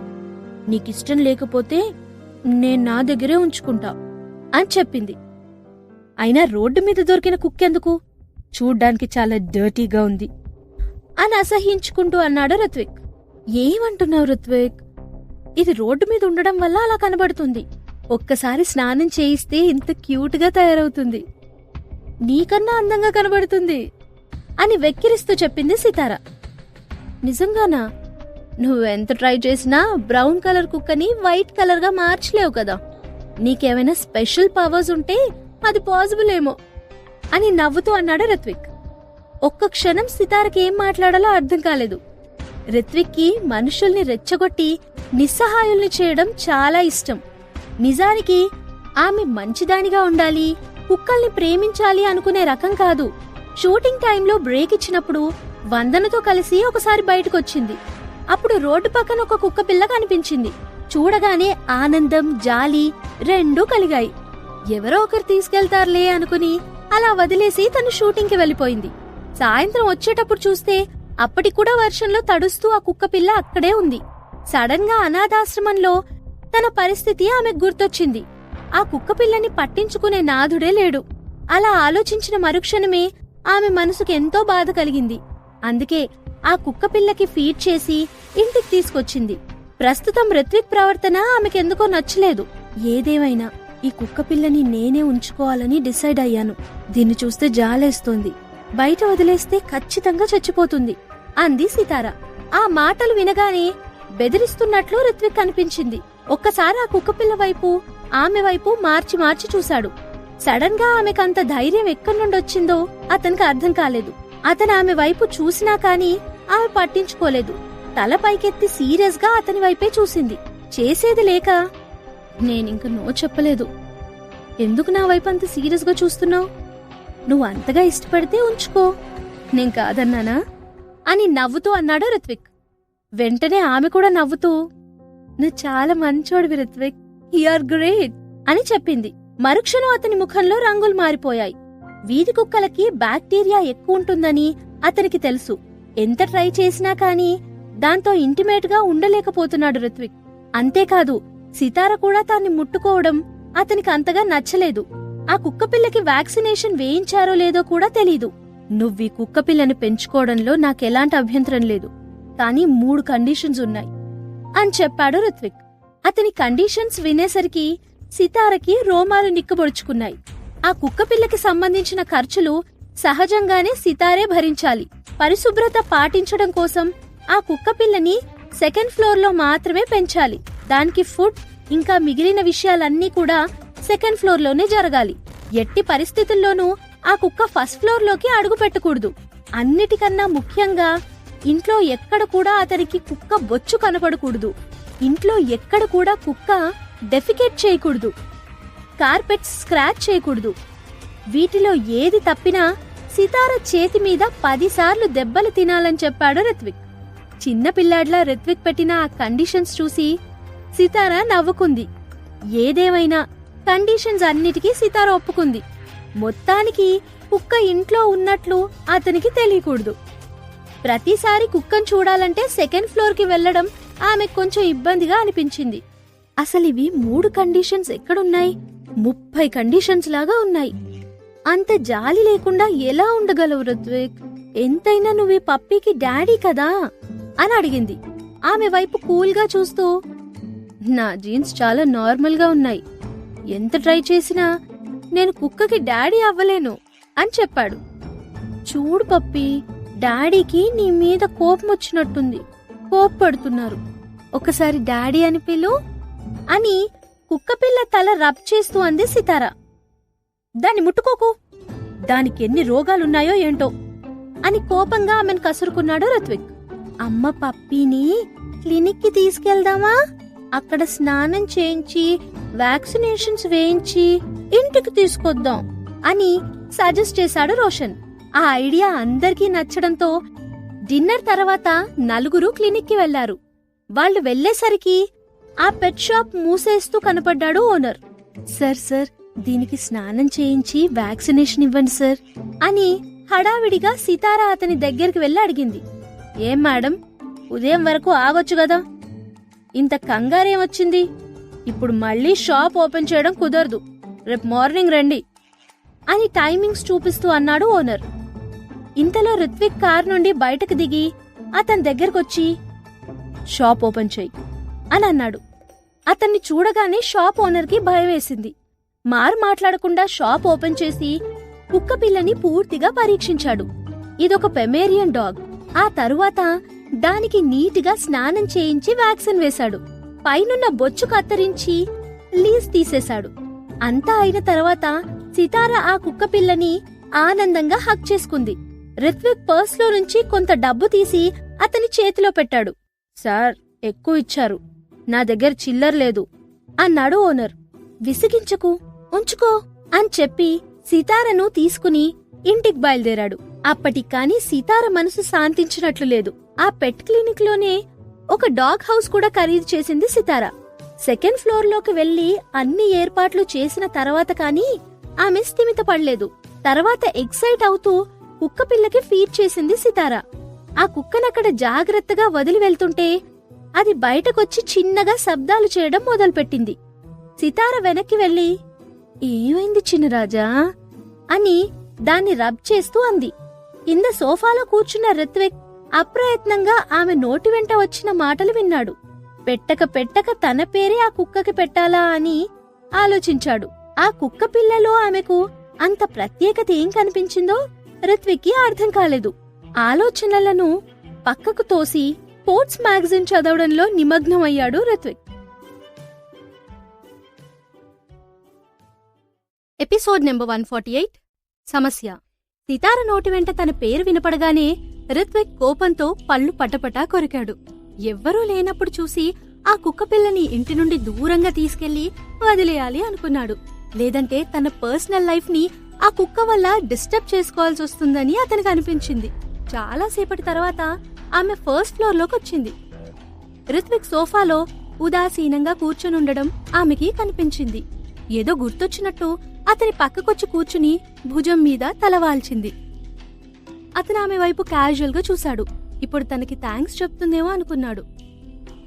ఏంటి విషయం అని ఆమె వైపు చూసి అడిగాడు. రిత్విక్, నేను నీతో ఒక విషయం మాట్లాడాలనుకుంటున్నాను అంది సితార. ఆమెకు కుక్క గురించి తప్ప మాట్లాడడానికి వేరే ఏమీ ఉండదని రిత్విక్ కి తెలుసు. నిశ్శబ్దంగా ఉన్న అతన్ని చూసి, కుక్కను చూసుకోవడానికి ఒక కేర్ టేకర్ని పెట్టుకుందామా అంది సితార. అతను అనుకున్నట్టుగానే ఆమె అడిగింది. అతను ఎంతసేపటికి మాట్లాడకపోతే, మనిద్దరం జాబ్ చేసుకుంటున్నాం కదా, దాన్ని చూసుకోవడానికి ఇంట్లో ఎవ్వరుండరు, పాపం అదింకా చిన్నది కదా, దాన్ని చూసుకోవడానికి ఎవరినైనా పెడదాం అనుకుంటున్నాను అని చెప్పి ఒక్కసారి అతని భావాలు గమనించడానికి అతని వైపు చూసింది. ఒక్కసారి చిన్నపిల్లల్ని చూసినట్టు ఆమె వైపు చూసి, ఎందుకు, డబ్బులు వేస్ట్ అని సింపుల్ గా సమాధానం చెప్పాడు రిత్విక్. అతను డబ్బులు వేస్ట్ అనడం లైఫ్ లో ఇదే ఫస్ట్ టైం ఏమో అని ఆమెకు అనిపించింది. ఒక్కసారి షాక్ తగిలినట్టు అతని వైపు చూసింది. అలా అయితే దీన్ని కూడా నీతో పాటు ఆఫీస్కి తీసుకెళ్ళు అంది సితార. సారీ, నాకు కుదరదు, ఆఫీస్లో నేను బిజీగా ఉంటాను అన్నాడు రిత్విక్. చిన్నరాజా, ఇంకా పాపం చిన్నవాడు కదా, పాపం ఇంట్లో ఎవ్వరూ లేకపోతే వాడికి ఆకలేస్తుంది అంది సితార. చిచ్చి, ఆ కుక్కని నా పేరుతో పిలవకు, వెంటనే దాని పేరు మార్చు అని అసహ్యంగా చూస్తూ అన్నాడు రిత్విక్. చిన్నరాజా పేరు చూడు ఎంత క్యూట్గా ఉందో అని రిత్విక్ ని హత్తుకుని బుగ్గ మీద ముద్దు పెట్టుకుంది సితార. సడన్ గా అతని బుగ్గలు ఎర్రబడ్డాయి. Oh my god Ritvik, you are blushing. ఆ పేరు అంత నచ్చిందా నీకు అంది సితార. షటప్, రేపు సాయంత్రానికి ఆ కుక్క నా కంటికి కనబడకూడదు, బయటకు పంపించేదాన్ని అని మరింత కోపంగా ఆమె వైపు చూస్తూ అన్నాడు రిత్విక్. ఎందుకు అంది సితార. నా కుక్కలంటే ఇష్టం లేదు అన్నాడు రిత్విక్. నాకిష్టం ఉంది కదా అని ఎదురు సమాధానం చెప్పింది సితార.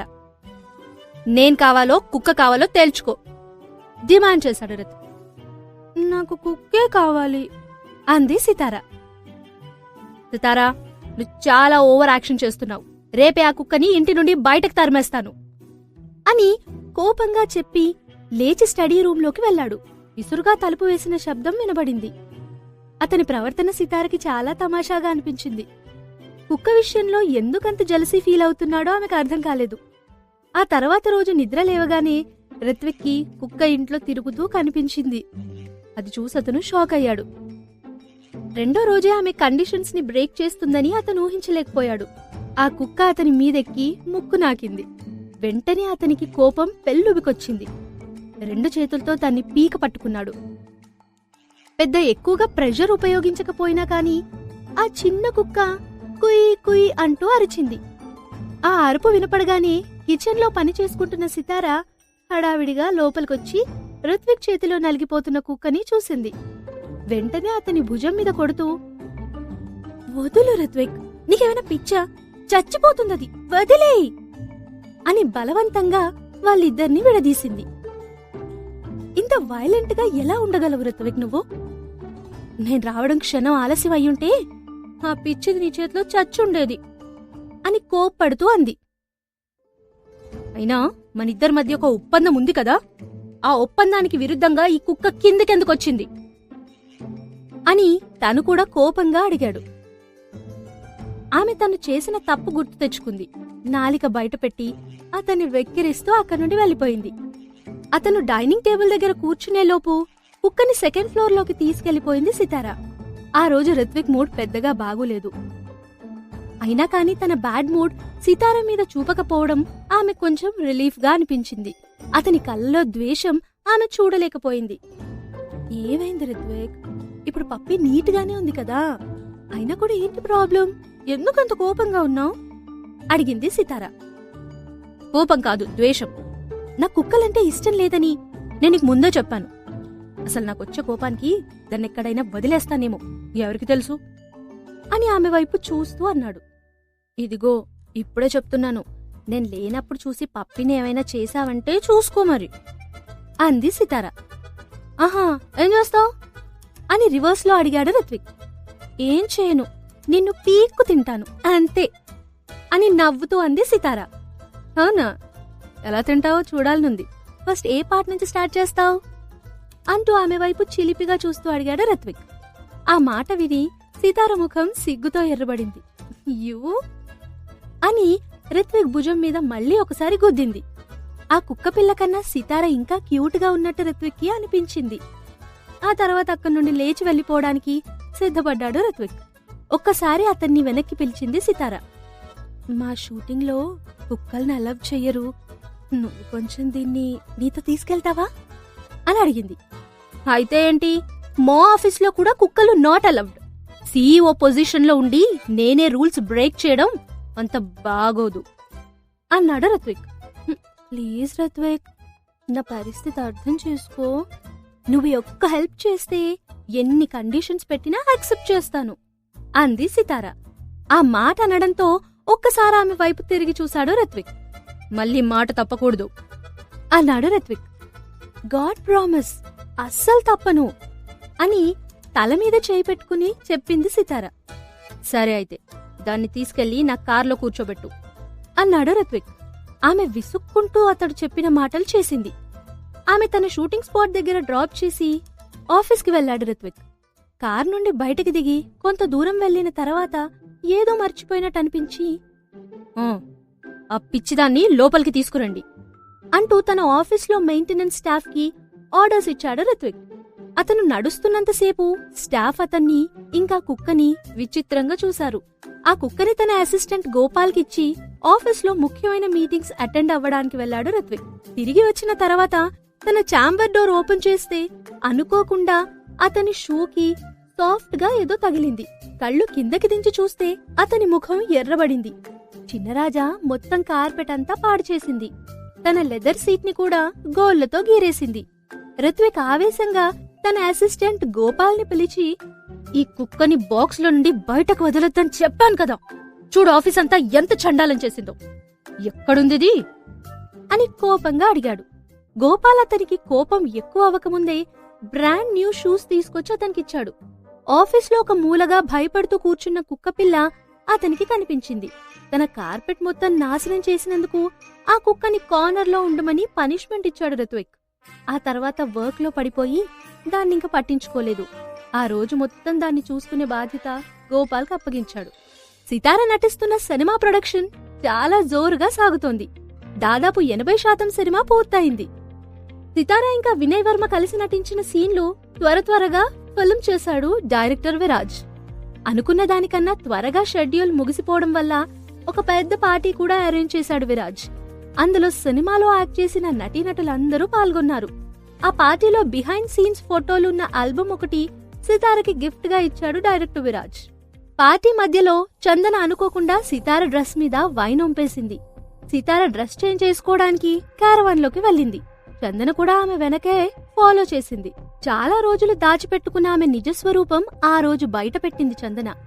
రిత్విక్ తో సితార కలిసిమెలిసి ఉండడం ఆమెకెప్పుడూ నచ్చలేదు. అందుకే మళ్లీ సితారతో గొడవ పడింది. కాని ఈసారి మాత్రం సితార భయపడలేదు. మాటా పెరిగేసరికి చందనని లాగి చంపు మీద కొట్టింది. అంతేకాకుండా ఆమె గొంతు పట్టుకుని దాదాపు చనిపోయేంత వరకు పిసికేసింది. ఊపిరాడక చందన గిలగిలా తన్నుకుంటూ ఉంటే ఆఖరికి విడిచిపెట్టింది. రిత్విక్, నీకు కావాలనుకుంటే నాతో పోటీపడు, అంతేకాని ఇలాంటి చీప్ ట్రిక్స్ ఉపయోగించకు. ఇదే నీకు లాస్ట్ వార్నింగ్. నెక్స్ట్ టైం మళ్ళీ నా విషయంలో ఇంటర్ఫియర్ అయ్యావంటే నిజంగానే చంపేస్తాను అని చెప్పి దురుసుగా అక్కడి నుండి వెళ్లిపోయింది సితార. ఆమె వెళ్లిన తర్వాత చందన హారికకు ఫోన్ చేసి తన గోడు చెప్పుకుంది. వాళ్ళిద్దరూ హైస్కూల్ సమయం నుండి క్లాస్మేట్స్. అంతా మర్చిపోమ్మని, సితార మీద పగ తీర్చుకోవడానికి ఆమె తనకు హెల్ప్ చేస్తానని చెప్పింది హారిక. సితార ఇంటికి వెళ్లి ఫ్రెష్ అయింది. రోషన్ ఇంకా అరుణ్ ఇంటి వెనకాల వైపు స్థలంలో ఆడుకుంటున్నారు. వాళ్ళిద్దరూ ఈ మధ్య కలిసిమెలిసి ఉంటున్నారు. ఏ పనైనా కలిసే చేస్తున్నారు. నిజానికి అరుణ్కి తన తమ్ముడితో ఉండడం అంటే ఎక్కువ ఇష్టంగా ఉంది. సోఫాలో కూర్చుని చందనన్న మాటలు గుర్తు చేసుకుంది సితార. వెంటనే ఆమె మూడ్ డిస్టర్బ్ అయింది. రుత్విక్ ఇంటికి తిరిగొచ్చేసరికి గదిలో లైట్స్ అన్నీ ఆఫ్ చేసున్నాయి. సితార ఒక కార్నర్లో పడుకునున్నట్టు అనిపించింది. రుత్విక్ లైట్ ఆన్ చేయగానే ఆమె కళ్ళు తెరిచి చూసింది. భోంచేశావా సితారా అని అడిగాడు రుత్విక్. చేశాను అని మెల్లిగా సమాధానం చెప్పింది. పిల్లలిద్దరెక్కడున్నారు అడిగాడు రుత్విక్. బయట ఆడుకుంటున్నారు చెప్పింది సితార. మరి మీ చిన్నరాజా అడిగాడు రుత్విక్. వాడు కూడా పిల్లల దగ్గరే ఉన్నాడు అని సమాధానం చెప్పింది సితార. సోఫాలో కూర్చుని మెస్సీగా ఉన్న తన హెయిర్ ని సరిచేశాడు రుత్విక్. అతని స్పర్శ తగలగానే సడన్ గా ఆమె సిగ్గుపడింది. అతన్నేదో అడగాలనుకుని నోరు తెరిచి మళ్లీ వెంటనే ఆ ప్రయత్నాన్ని విరమించుకుంది. ఏమేం సితారా, ఎందుకలా ఉన్నావు ఈరోజు అడిగాడు రుత్విక్. ఈరోజు చందన ద్వారా రుత్విక్ శివానితో మ్యారేజ్ డేట్ మీడియా ముందు అనౌన్స్ చేయబోతున్నాడని తెలుసుకుంది. ఆ విషయం విన్న దగ్గర నుంచి ఆమె మనసులో లేదు. చాలాసేపు ఆమె ఏమీ మాట్లాడలేకపోయింది. రుత్విక్ ప్రెస్ కాన్ఫరెన్స్ పెట్టి మరీ ఈ విషయం అనౌన్స్ చేస్తాడని ఆమె ఊహించలేకపోయింది. ఎంత ట్రై చేసినా ఈ విషయం ఆమెకు నమ్మబుద్ధి కావడం లేదు. ఇప్పటి వరకు తనకి సంగతి చెప్పకపోయినా దాని వెనకేదో బలమైన కారణం ఉండే ఉంటుంది అనుకుంది సితార. తను రుత్విక్ పై నమ్మకం పెట్టుకుంది. అందుకే అతను చెప్పే వరకు ఈ విషయం అతన్ని అడగాలనుకోలేదు సితార. ఇలా ఆలోచించిన తర్వాత సితార ఒక్కసారి తల పైకెత్తి అతని వైపు చూసి నవ్వుతూ, వాకింగ్కి వెళ్దాం కదా అంది. ఎందుకో ఆమె ప్రవర్తన అతనికి కొంచెం విచిత్రంగా అనిపించింది. ఆ ఇంటిగ్రేటెడ్ టౌన్షిప్ లో ఒక చిన్న చెరువు ఉంది. ఆ చెరువు దగ్గరుండే సస్పెన్షన్ బ్రిడ్జ్ టౌన్షిప్ మొత్తానికి స్పెషల్ అట్రాక్షన్ గా కనిపిస్తుంది. రాత్రిపూట నియాన్ లైట్స్ వెలుగులో చాలా మనోహరంగా కనిపిస్తుంది అక్కడి దృశ్యం. ఇన్నాళ్లకి వాళ్ళిద్దరూ కలిసి ఒంటరిగా కొంత సమయం స్పెండ్ చేసే అవకాశం వాళ్ళకి లభించింది. రుత్విక్ ఆమె చేయి పట్టుకుని సస్పెన్షన్ బ్రిడ్జ్ మీద నడుస్తున్నాడు. చల్లగాలికి కింద ఉన్న నీళ్లు గలగలా శబ్దం చేస్తున్నాయి. ఇద్దరి మనసులకి ఆ ప్రదేశం ఎంతో ఆహ్లాదంగా అనిపించింది. కొంతసేపు నడిచిన తర్వాత, డేట్కి వెళ్దామా రుత్విక్ అని సడన్ గా అడిగింది సితార. మనకిప్పుడు 2 పిల్లలున్నారు. ఎవరైనా చూస్తే అంకుల్ ఆంటీ అనుకుంటారు. ఇప్పుడు మనం డేట్కి వెళ్ళడం అంత అవసరమా అని నవ్వుతూ అడిగాడు రుత్విక్.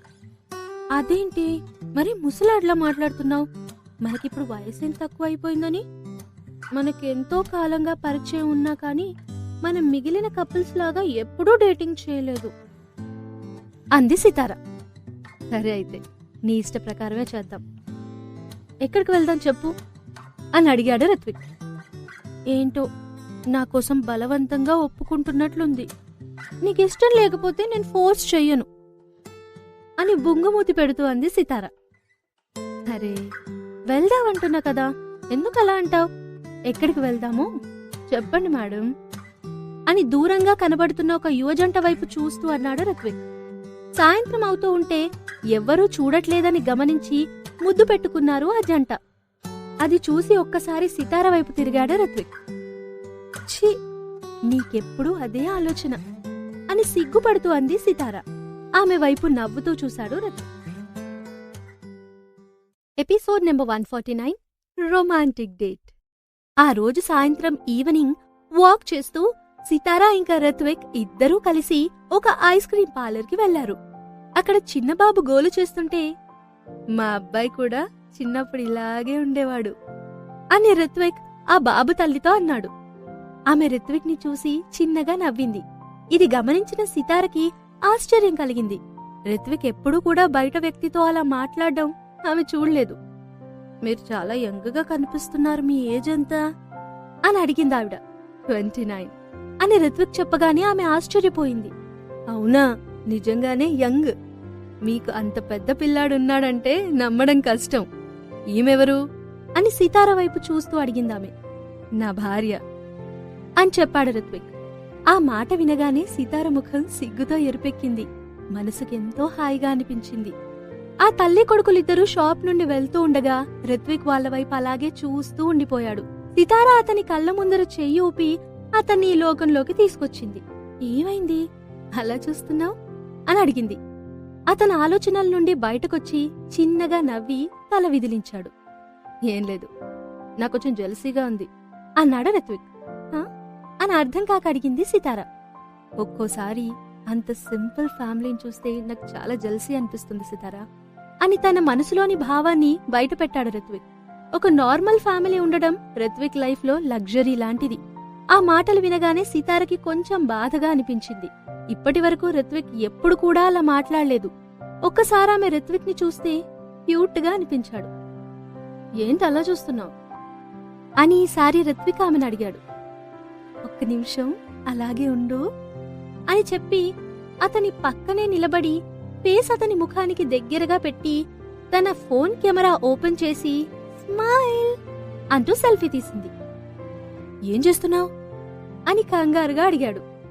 అబ్బా, స్మైల్ స్మైల్ ఇవ్వు బాబూ, ఇన్నాళ్లలో మనం ఒక్కసారి కూడా సెల్ఫీ తీసుకోలేదు అంది సితార. అతను ఆమె వైపు ఇబ్బందిగా చూశాడు. ఎందుకో ఇలాంటివి అతనికి పెద్దగా నచ్చవు. అంత సీరియస్ గా చూడకపోతే కొంచెం నవ్వొచ్చుగా అంది సితార. చాలా కాలం తర్వాత సితార అలా అడగడంతో అతను బలవంతంగా నవ్వాడు. కాని ఆ నవ్వు చాలా క్రూరంగా, అసహజంగా అనిపించింది. ఫోటో తీయగానే కనుబొమ్మలు పైకెగరేస్తూ, నీ స్మైల్ చాలా భయంకరంగా ఉంది అంది సితార. ఏంటి, భయమా? ఎందుకు అన్నాడు రిత్విక్. ఆమె అతనికి సమాధానం చెప్పకుండా ఇంకొన్ని సెల్ఫీలు తీసుకుని తన ప్రైవేట్ అకౌంట్లోకి అప్లోడ్ చేసింది. మా జంట క్యూట్ గా ఉంది కదా, కానీ ఇక్కడ ఎవరో భయంకరంగా నవ్వుతున్నారు అని కమెంట్ కూడా పెట్టింది. నీకు ఫేస్బుక్ అకౌంట్ ఉందా అని సడన్ గా అడిగింది సితార. లేదు అని చాలా సింపుల్ గా సమాధానం చెప్పాడు రిత్విక్. ఎందుకు లేదు? నువ్వు చాలా అవుట్డేటెడ్ గా ఉన్నావు. The world is on Facebook, where are you అని అతన్ని టీజ్ చేసింది సితార. నాకు పెద్దగా ఇంట్రెస్ట్ లేదు అని నవ్వుతూ చెప్పాడు రిత్విక్. చాలా రోజుల తర్వాత వాళ్ళిద్దరూ అలా ఆనందంగా మాట్లాడుకోవడం జరుగుతోంది. నేను నీకొక అకౌంట్ క్రియేట్ చేయనా? అది నేను దగ్గరుండి వెరిఫై కూడా చేస్తాను అని ఎక్సైట్ అవుతూ అంది సితార. నో, అవసరం లేదు అన్నాడు రిత్విక్. ఎందుకు అవసరం లేదు అని సితార అడిగింది. అకౌంట్ క్రియేట్ చేయడం అదంతా నాకు పెద్ద తలనొప్పిగా అనిపిస్తుంది అని మళ్ళీ అన్నాడు. ఏం పర్వాలేదు, నేను నీకు హెల్ప్ చేస్తాను అంది సితార. ఈ ఫేస్బుక్, సోషల్ మీడియా ఇదంతా చాలా బోరింగ్, నాకు అందులో ఫన్ కనిపించదు అని స్ట్రెయిట్ గా చెప్పాడు రిత్విక్. మిస్టర్ రిత్విక్, అసలు నీ లైఫ్ కొంచెం కూడా ఇంట్రెస్టింగ్ గానే లేదు అని కొంతసేపు మౌనం తర్వాత అంది సితార. వెంటనే ఆమె దగ్గరున్న ఐస్ క్రీం పేస్ట్రీ తీసుకుని అతని నోట్లో కుక్కింది. సడన్ గా ఆమె చేసిన చర్యకి అతను ఆశ్చర్యపోయాడు. అతనికి స్వీట్స్ అంటే ఇష్టం ఉండదు, అందులోనూ ఫుల్ క్రీమ్ తో ఉన్న స్వీట్స్ అంటే అతనికి పరమాసహ్యం. నోట్లో ఉన్న స్వీట్ ని బయటకి కక్కలేక, మింగలేక చాలా అవస్థపడ్డాడు రిత్విక్. అతి ప్రయత్నం మీద బలవంతంగా మింగాడు. వెంటనే అతనికి కడుపులో తిప్పుతున్నట్లు అనిపించింది. సితార వైపు తిరిగి చూశాడు. ఆమె నవ్వుతూ తన దగ్గరున్న ఇంకొక పేస్ట్రీ తీసుకుని నోట్లో పెట్టుకుంది.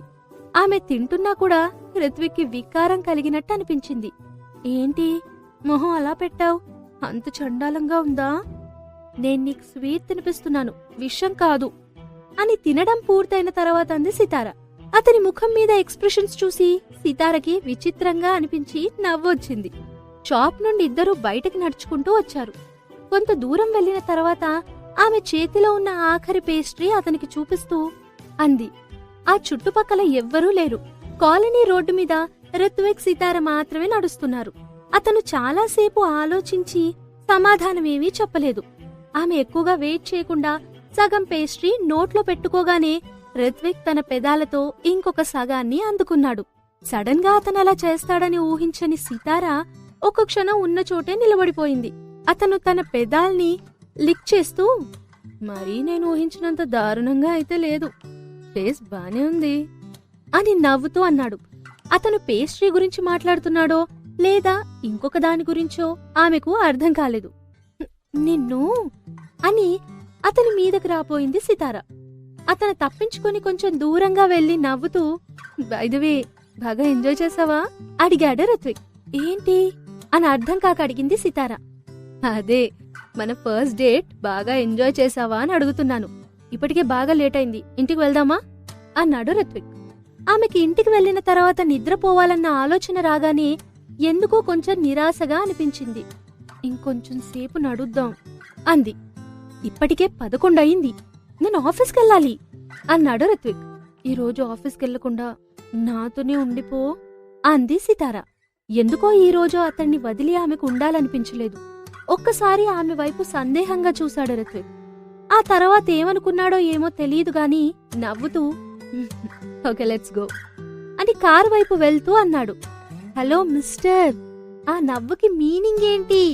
నేనింటికి వెళ్దామన్నది రెస్ట్ తీసుకోవడానికి మాత్రమే, వేరే ఏ పిచ్చి ఆలోచనలు ఏమి పెట్టుకోకు అని అతని వైపు సీరియస్ గా చూస్తూ నవ్వుతూ అంది సితార.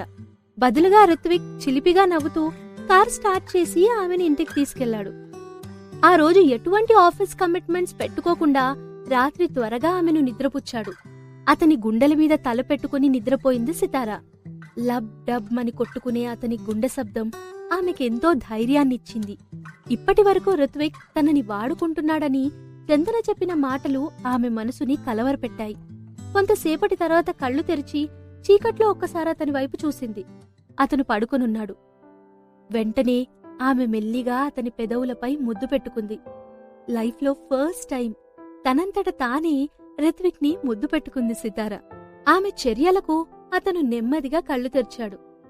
నువ్వింకా నిద్రపోలేదా అని అడిగాడు. వెంటనే ఆమెకు కొంచెం సిగ్గుగా అనిపించింది. ఇప్పటివరకు ఎప్పుడు కూడా ఆమె చొరవ తీసుకోవడం రిత్విక్ చూడలేదు. అందుకే అతని కొంచెం విచిత్రంగా అనిపించింది.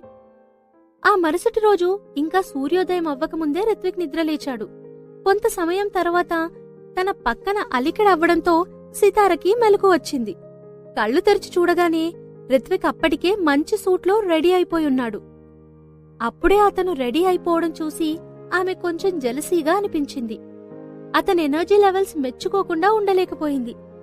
అతను ఆమె పక్కనే బెడ్ మీద కూర్చుని, ఎందుకు అప్పుడే నిద్రలేచావు, కుస పడుకో అన్నాడు. ఆమె తన చెయ్యి తీసి అతని చేతి మీద పెట్టి, నువ్వు కంపెనీకి వెళ్తున్నావా అని అడిగింది. ఆమె నుదిటి మీద చిన్నగా ముద్దు పెట్టి, నువ్వు పడుకుంటే బాగుంటుంది, నా వెళ్తున్నాను అన్నాడు. అలా చెప్పడంతో లేచి నిలబడి వెళ్లడానికి రెడీ అయ్యాడు. వెంటనే ఆమె లేచి నిలబడి, రిత్విక్ ఆఫీస్కెళ్తున్నావా, ఈరోజు ఎప్పుడు తిరిగొస్తావు అని అడిగింది. ఒక్క క్షణం ఆమె ఏం ఆలోచిస్తుందో తెలుసుకోవాలనుకున్నాడు రిత్విక్. ఆమె వైపు చూసి, ఈరోజు త్వరగానే వచ్చేస్తానులే అని చెప్పాడు. ఆ తర్వాత అక్కడి నుండి వెళ్లిపోయాడు. మెల్లిగా అడుగుల శబ్దం దూరమైంది. ఆమె ఇంకొంచెం సేపు నిద్రపోయి తర్వాత లేచి మళ్లీ బ్రేక్ఫాస్ట్ ప్రిపేర్ చేసింది. త్వరగా తనే స్వయంగా పిల్లలిద్దరినీ రెడీ చేసి స్కూల్కి పంపించింది. మధ్యాహ్నం ఇంటికి వచ్చిన తర్వాత అరుణ్ గోల పెట్టి ఐస్ క్రీం తిందామని చెప్పి రోషన్ని బయటకు తీసుకెళ్లాడు. చాలాసేపటి తర్వాత ఎవరో తలుపు కొట్టిన శబ్దం వినిపించింది. సితార వెళ్లి తలుపు తీసి చూస్తే అక్కడ ఆమెకు హారిక కనిపించింది. ఒక్క క్షణం ఆమె షాక్ అయింది. హారిక పక్కనే నిలబడి చందన కూడా కనిపించింది. ఏం జరుగుతుందో సితారకు అర్థం కాలేదు. చూస్తుంటే ఇద్దరేదో ప్లాన్ చేసుకునొచ్చినట్టు అనిపించింది. తలుపుని బలవంతంగా తోసుకుంటూ ఇద్దరూ లోపలికొచ్చారు. ఇద్దరి ముఖాలు కోపంతో నిప్పులు కక్కుతూ ఉంటాయి. ఈ రోజు వాళ్లు ప్రతీకారం తీర్చుకోవడానికొచ్చినట్లు ఆమెకు అనిపించింది. అంతకుముందు రిత్విక్ సితారని మూన్లైట్ డిన్నర్ కి తీసుకెళ్లిన రోజు అనుకోకుండా హారిక ఆమెకు ఎదురుపడింది. అనుకోకుండా మాటా పెరిగి వాళ్ళిద్దరి మధ్య అప్పుడు కూడా గొడవ జరిగింది. అది మనసులో పెట్టుకుని ఇప్పుడు చందనతో కలిసి తనతో గొడవ పడాలని హారిక వచ్చిందని సితారకు అర్థమైంది. ఆమె తనతో పాటు తన అన్నని కూడా తీసుకొచ్చింది. అతన్ని చూడగానే మిలిటరీలో పనిచేస్తాడని ఎవ్వరైనా చెప్పగలరు. నువ్వేనా మా చెల్లిని అవమానించింది అంటూ లోపలికొచ్చాడతను. ఇలా ఎవరూ లేనప్పుడు అన్యాయంగా మా ఇంట్లో చొరబడ్డం నేరమవుతుంది. అసలు మీరంతా ఎందుకిక్కడికొచ్చారు అని అంది సితార. అందుకే వచ్చాం అనొక్క అడుగు ముందుకేసి చాచి చెంప మీద కొట్టింది హారిక. బలంగా తగిలిన దెబ్బకు సితార చెంప మీద చేతి వేళ్ల గుర్తులు పడ్డాయి. తన పక్కన తన అన్న ఉన్నాడన్న ధైర్యంతో హారిక రెచ్చిపోయింది. వాళ్ళిద్దరి వైపు సీరియస్ గా చూసింది సితార. ఎలా గుడ్లుర్మి చూస్తోందో చూడు అని కోపంగా కంప్లైంట్ చేసింది చందన. ఎలా చూసినా గానీ తనేమీ చెయ్యలేదు. నేనున్నా కదా, మీరేం భయపడకండి. మిమ్మల్ని ఏమైనా చేస్తే నా చేతుల్లో ఆమె పని అయిపోయినట్టే అన్నాడు హారిక అన్న. ఈమెను కొడితే నా చేతులే మురికవుతాయి అని అసహ్యంగా సితార వైపు చూస్తూ అంది చందన. ఒక్కరి మీద ముగ్గురు కలిసి ప్రతాపం చూపించాలనుకుంటున్నారా అని వాళ్ళని అడిగింది Sitara. Shut up you ugly women! ఇప్పటి వరకు నా మీద ఎవ్వరూ చెయ్యి వేసే ధైర్యం కూడా చేయలేదు. ఈరోజు నువ్వు నా కాళ్ళ మీద పడి క్షమాపణ చెప్తే గాని నిన్ను వదల్ను అని కోపంగా అంది చందన. అయినా నేనెందుకు క్షమాపణ చెప్పాలి? నేనసలేం తప్పు చేయలేదు అని కోపంగా చూస్తూ అంది సితార. ఎంత పొగరే నీకు! చేసిన తప్పు కూడా ఒప్పుకోకుండా మాటకు మాట సమాధానం చెప్తున్నావు. ఇప్పటి వరకు క్షమాపణ సరిపోతుందనుకున్నాను, కాని నీ తల పొగరు దిగాలంటే క్షమాపణ సరిపోదు అని చెప్పి ఆమెను పట్టుకుని విసురుగా నేల మీదకు తోసింది చందన. ఆ తర్వాత ఆమెను ఇష్టం వచ్చినట్టు కొట్టింది. సితార వెంటనే కంట్రోల్ చేసుకుని చందన చేయి పట్టుకుని ఆమెని కిందకి లాగింది. ఆ తర్వాత తనను కొట్టిన దెబ్బలన్నీ గుర్తుకు తెచ్చుకుని ఎడాపెడా చెంపల మీద వాయించింది. వాళ్ళిద్దరూ గొడవ పడుతూ ఉంటే హారిక కూడా జాయిన్ అయింది. తన మీద కూర్చుని కొడుతున్న సితార జుట్టు పట్టుకుంది చందన. ఇంతలో హారిక కూడా తక్కువేం తిన్నట్లు అనిపించలేదు. తన బలమంతా ఉపయోగించి సితారను గట్టిగా చెంపదెబ్బలు కొట్టింది. సితార పెదవులు చిట్లి కొద్దిగా రక్తం కారింది. అయినా కూడా ఆమె తగ్గకుండా ఇద్దరిని అలా కొడుతూనే ఉంది. వెంటనే హారిక అన్న అక్కడికొచ్చి ఆమె నుంచి వాళ్ళని విడిపించడానికి సితారని గది మధ్యలోకి లాగాడు. వీళ్ళిలా కొట్టుకుంటూ ఉండగానే అరుణ్ ఇంకా రోషన్ ఇంట్లోకొచ్చారు. వాళ్ళకింట్లో మనుషులు గొడవ పడుతున్నట్టు శబ్దం వినిపించింది. అరుణ్ తన ముందరున్న దృశ్యం చూడగానే చేతిలో ఉన్న ఐస్ క్రీం కిందకి జార్చేశాడు. అది నేల మీద పడిపోయింది. హడావిడిగా లివింగ్ రూంలో వాళ్ళ మధ్యకు వెళ్లి, ఏం చేస్తున్నారు? ఎందుకలా కొట్టుకుంటున్నారు?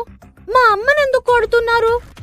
మా అమ్మను వదలండి అని వాళ్ళను విడదీయడానికి ట్రై చేస్తూ అన్నాడు అరుణ్. వాళ్ళు విడవకపోయేసరికి బలంగా హారిక అన్న కాళ్ళ మీద తన్నాడు.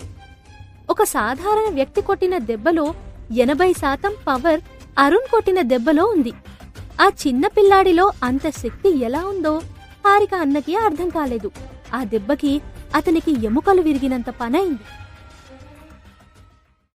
ఎపిసోడ్ నెంబర్ 150 అపార్థం.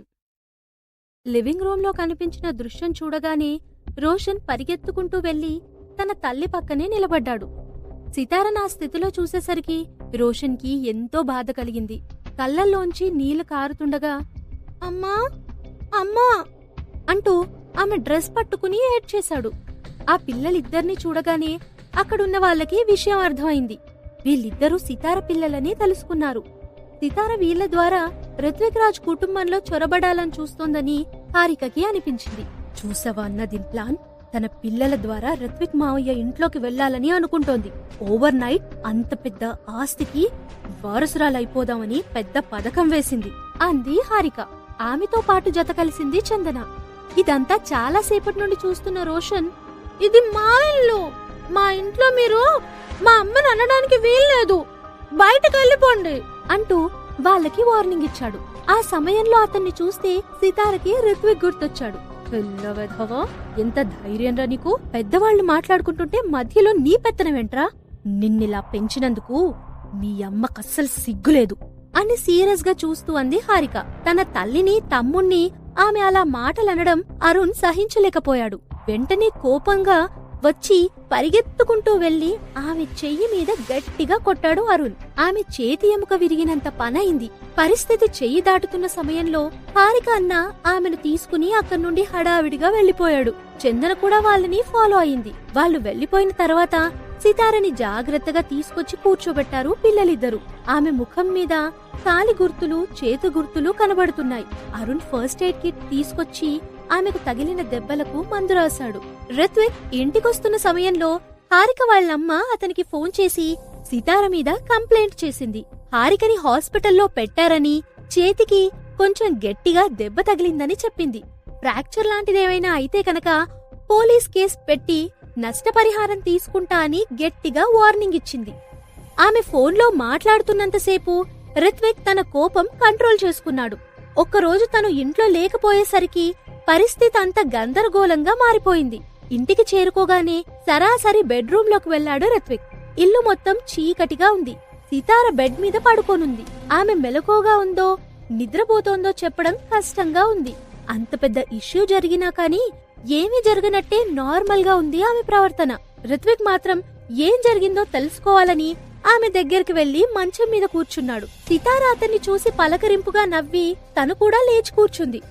అసలేం జరిగింది? నువ్వు హారిక చెయ్యి విరగ్గొట్టావని వాళ్ళమ్మ ఫోన్ చేసి చెప్పింది. అంత పెద్ద గొడవ అవ్వడానికి కారణమేంటి అడిగాడు రిత్విక్.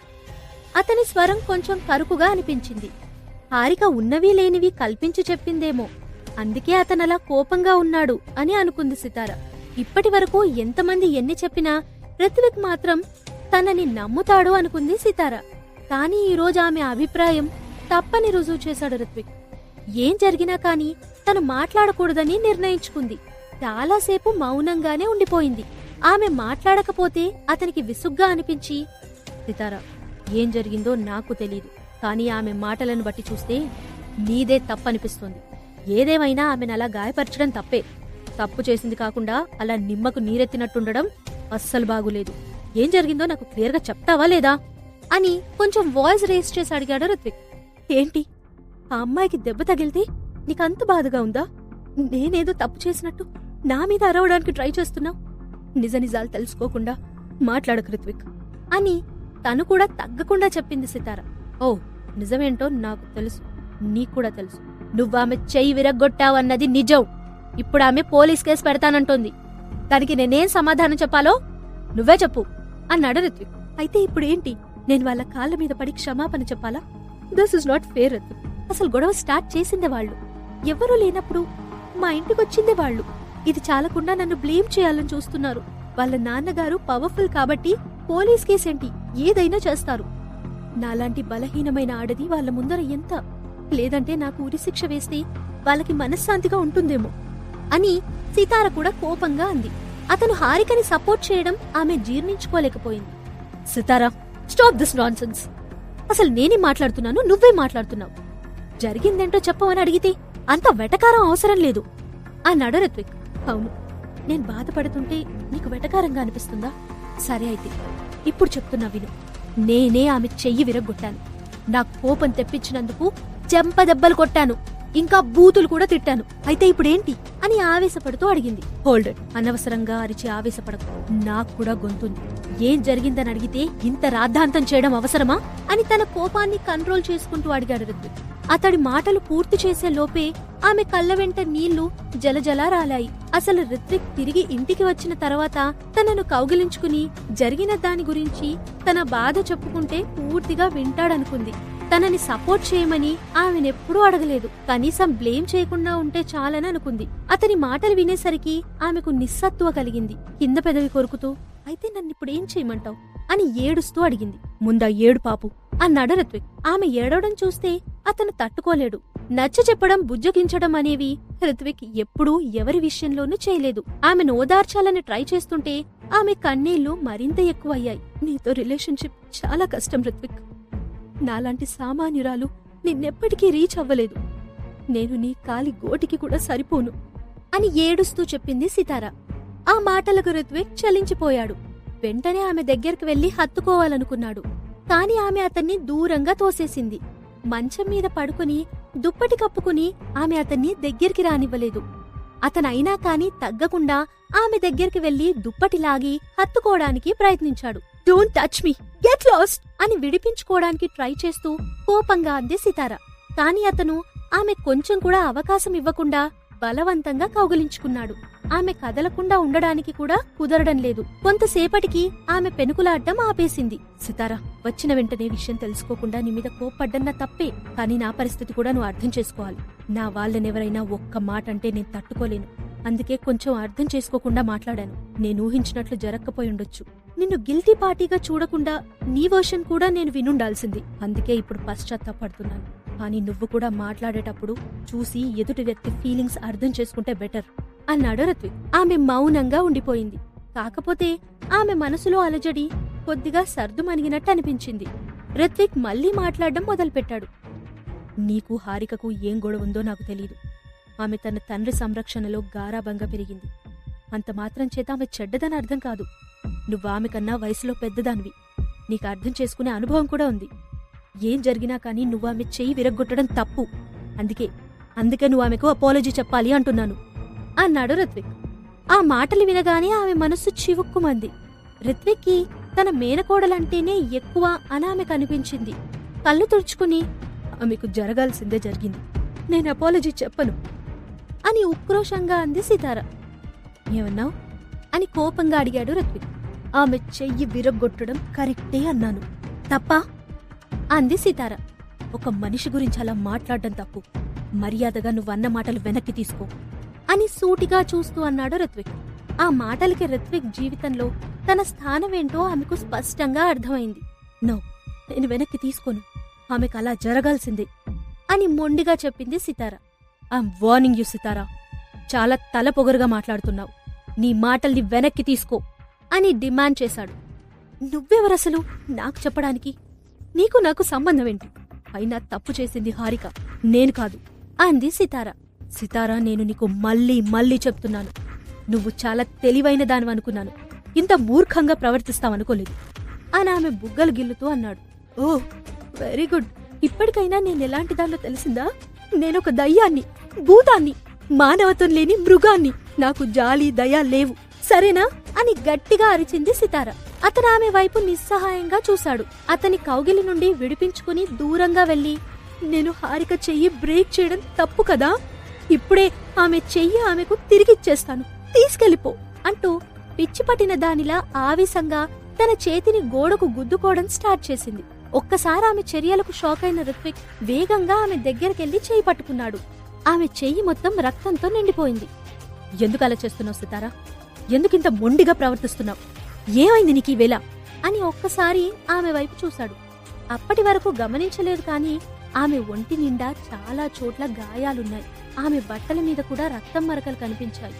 సితారా అతని చెయ్యి వదిలించుకోవడానికి గోడకు ఆనుకుని అలాగే నేల మీదకు జారిపోయింది. నడి సముద్రంలో సహాయం కోసం ఎదురు చూసే ఒక అభాగ్యురాలిలాగా ఆమె ఫీల్ అయింది. అతను కూడా కిందకి దిగి ఆమెను చేతుల్లోకి తీసుకుని మరోసారి పరీక్షగా చూశాడు. నీ ఒంటి నిండా ఈ గాయాలేంటి? ఎవరు చేశారిదంతా అని అడిగాడు. ఇద్దరు ఆడవాళ్లు కొట్టుకుంటే ఎలా ఉంటుందో అతను ఊహించగలడు.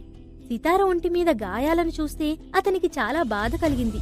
చూసినందుకే అంత బాధగా ఉంటే అనుభవించిన సితారకి ఇంకెంత బాధగా ఉండుంటుంది అనుకున్నాడు. నెమ్మదిగా అతనికి విషయం అర్థం కావడం మొదలుపెట్టింది. తనెంతో సున్నితంగా కాపాడుకుంటూ వచ్చిన సితారను హారిక దారుణంగా గాయపరిచింది. ఈ గాయాలన్నిటికీ కారణం హారికేనా అని అడిగాడు. ఆమె సమాధానం చెప్పకపోయేసరికి ఆన్సర్ మీ అని కోపంగా అరిచాడు. ఓ, ఇప్పటికి నీకు అర్థమైందా? అయినా నీకెందుకు చెప్పాలి? నువ్వెవరు అని కోపంగా అంది సితార. ప్లీజ్ సితార, అలా మాట్లాడకు. నన్నింకా బాధ పెట్టకుండా ఏం జరిగిందో చెప్పు అని ఆమెను బతిమాలుకున్నాడు రిత్విక్. హారిక ఇంకా చందన ఇంకొక వ్యక్తితో కలిసి మన ఇంటికొచ్చారు. నాతో గొడవపడి నన్నిష్టం వచ్చినట్టు కొట్టారు. నా మీద ఎవరైనా అహంకారంతో మాట్లాడి నన్ను అవమానిస్తే వాళ్లకు తగిన రీతిలో సమాధానం చెప్పకుండా ఉండాలా? డబ్బు అధికారం చూసుకునే కదా వాళ్ళకా పొగరు. అంతేకాకుండా ఆ హారిక తన కాళ్ల మీద పడి క్షమాపణ చెప్పమని అడిగింది. కాళ్ల మీద పడి చెప్పడానికి ఆమె నా పేరెంట్ కాదు. అలా గొడవ పెద్దదయింది అంతే, అంతకన్నా ఏమీ జరగలేదు. ఇప్పుడు నేను మొత్తం చెప్పేశాను. నువ్వు హ్యాపీయే కదా అని ఏడుస్తూ అతని వైపు చూస్తూ అంది. అతను ఆమెను దగ్గరికి తీసుకున్నాడు. ఈసారి సితారా అతన్ని నిరోధించలేదు. ప్లీజ్ డోంట్ క్రై సితారా, ఇంత జరిగిందని నాకు తెలీదు. నిజంగా మొదటి నుండి తప్పు నాదే. నిజ నిజాలు తెలుసుకోకుండా నీ మీద అనవసరంగా కోపం తెచ్చుకున్నందుకు ఇప్పుడు నా మీద నాకే అసహ్యం వేస్తుంది.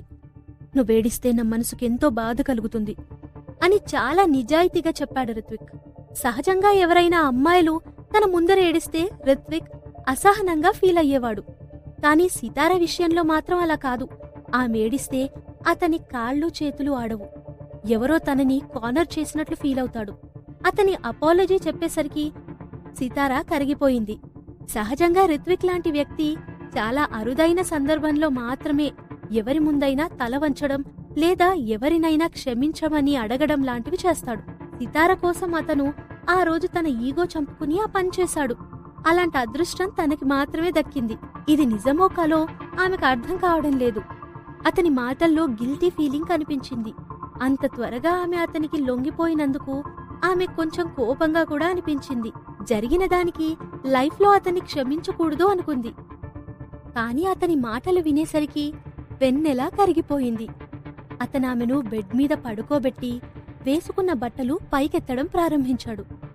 ఏం చేస్తున్నావు అని కొంచెం కోపం, కొంచెం ఇబ్బంది కలిగిన స్వరంతో అంది సితార. టెన్షన్ పడకు, దెబ్బలెక్కడెక్కడ తగిలాయా అని చూస్తున్నాను, వేరే ఏం లేదు అన్నాడు రిత్విక్. అతని వైపు ఒకసారి చూసి నవ్వి సిగ్గుతో తలదాచుకుంది. ఇంతలో ఇంట్లో ఏదో అలికిడైనట్లు అనిపించింది. అమ్మా అంటూ వాళ్ళ బెడ్రూంలోకొచ్చాడు రోషన్. వెంటనే ఇద్దరూ సర్దుకుని మంచం మీద లేచి కూర్చున్నారు. నాన్న రోషన్, ఇంకా పడుకోలేదా అని అడిగింది సితార. అతను దానికి సమాధానం చెప్పకుండా, అమ్మా నీ దెబ్బలు ఎలా ఉన్నాయి, తగ్గిపోయాయా అని అడిగాడు. తగ్గిపోయాయి నాన్న, ఇప్పుడు నొప్పి కూడా లేదు అని అతని వైపు చూస్తూ చెప్పింది సితార. ఆ తర్వాత రోషన్ వెళ్ళిపోయాడు. అతను వెళ్లిన తర్వాత, సితార మెడిసిన్ అప్లై చేస్తున్నాను, కదలకు అని చెప్పి ఆమె వంటి మీద గాయాలకు మందు రాసి చాలా సున్నితంగా మసాజ్ చేశాడు. ఒక్క క్షణం సితారకి ఎంతో హాయిగా అనిపించింది. ఆ మరుక్షణమే తేరుకుని కోపం తెచ్చుకుని, ఈరోజు జరిగిందానికి నేను నిన్ను క్షమిస్తాననుకోకు అని అతనితో అంది సితార. కదలకుండా పడుకో అని అన్నాడు రిత్విక్. ఆమె మాస్టారి మాటలు వినే ఒక స్టూడెంట్ లాగా బుద్ధిగా అతను చెప్పినట్లు చేసింది.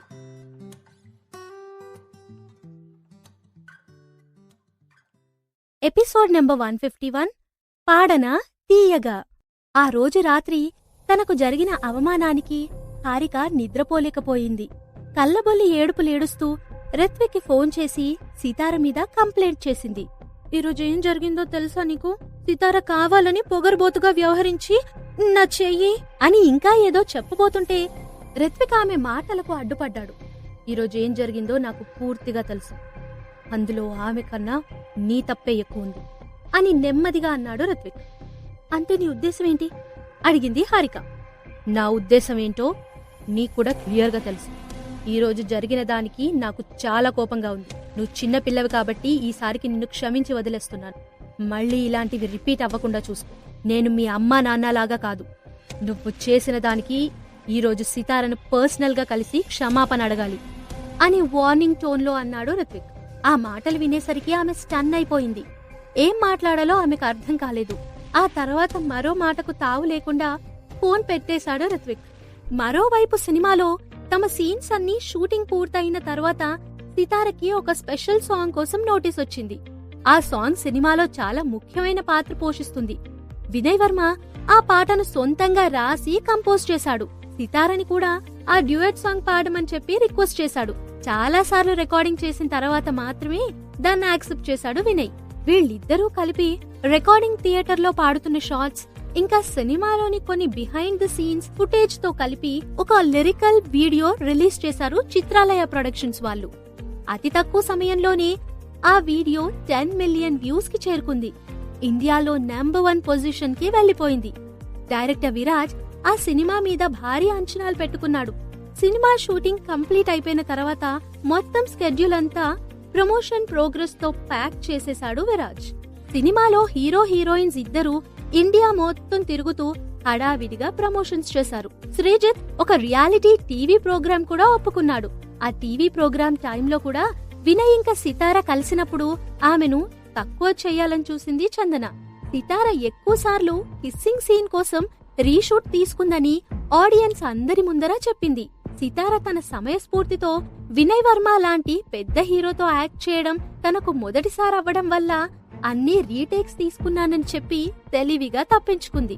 ఆ తర్వాత చందన రియాలిటీ షోలో స్క్రిప్ట్ ఫాలో అవ్వటం లేదని చెప్పి ఆమెను షో నుండి కావాలనే తొలగించారు. ఆడియన్స్ లో ఉన్నా కూడా ఆమెకు ఎటువంటి ప్రాముఖ్యత ఇవ్వలేదు. అయితే పత్రికా విలేకరులందరూ చందన స్వభావాన్ని తప్పుబట్టారు. ఆమె కావాలనే అలా చేసిందని వాళ్ళు అర్థం చేసుకున్నారు. ఆ తర్వాత కూడా సితార ఫ్యాన్స్ చందనని సోషల్ మీడియాలో బాగా ట్రోలింగ్ చేశారు. చందన వేసిన పథకం తన మీద బ్యాక్ ఫైర్ అయినట్టు అనిపించింది. ఈ సంఘటన వల్ల చందన వేలల్లో సోషల్ మీడియా ఫాలోవర్స్ ఇంకా ఫ్యాన్స్ ని కూడా నష్టపోయింది. ఆ తర్వాత చాలా నాటకీయ పరిణామాలు చోటు చేసుకున్నాయి. రిత్విక్ కి ఇంకా సితారకి మధ్య ఉన్న సంబంధం గురించి శ్రీజిత్ కి తెలిసింది.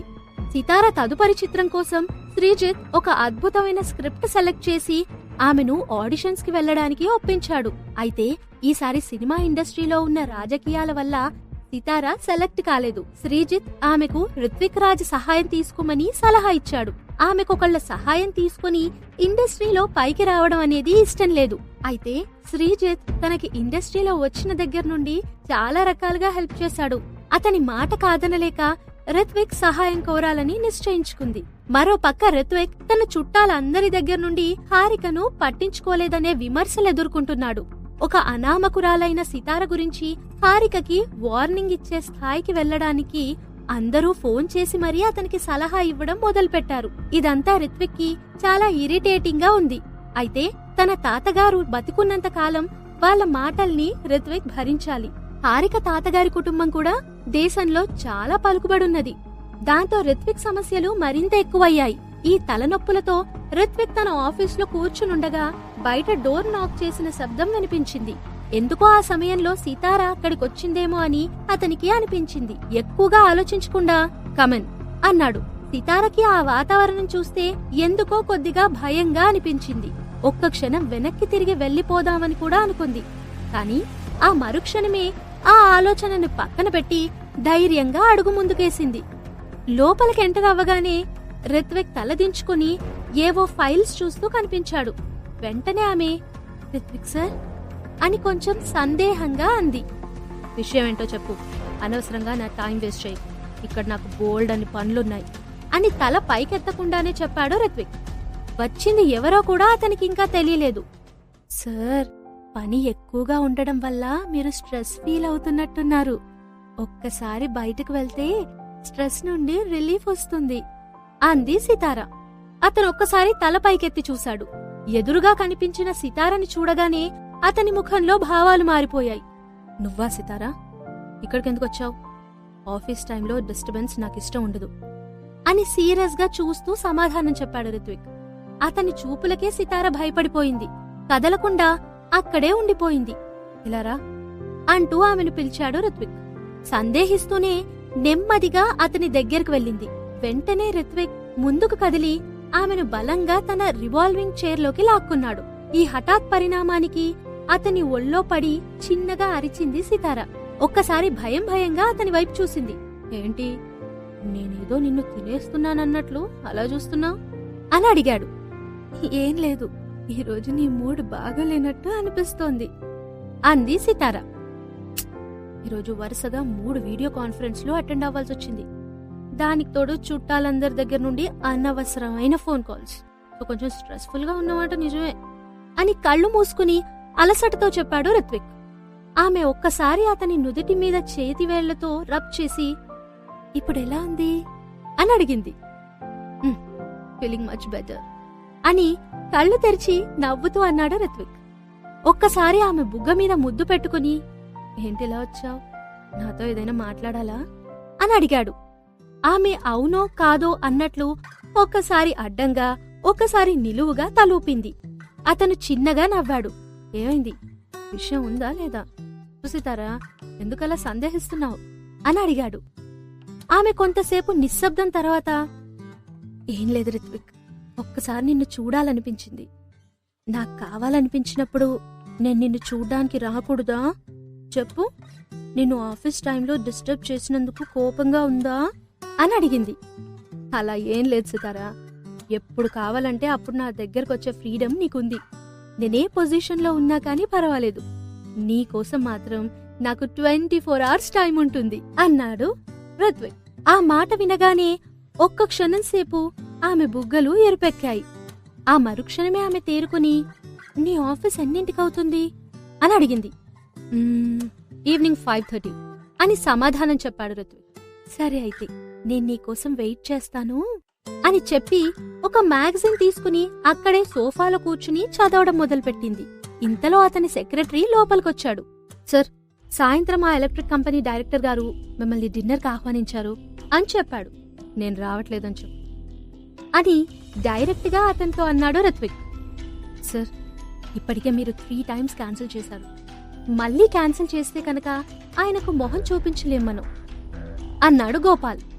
డిన్నరే కదా, వెళ్ళొచ్చుగా రిత్విక్, కావాలంటే నేను కూడా నీతో వస్తాను అని మ్యాగజైన్ నుంచి తల పైకెత్తి చెప్పింది సితారా.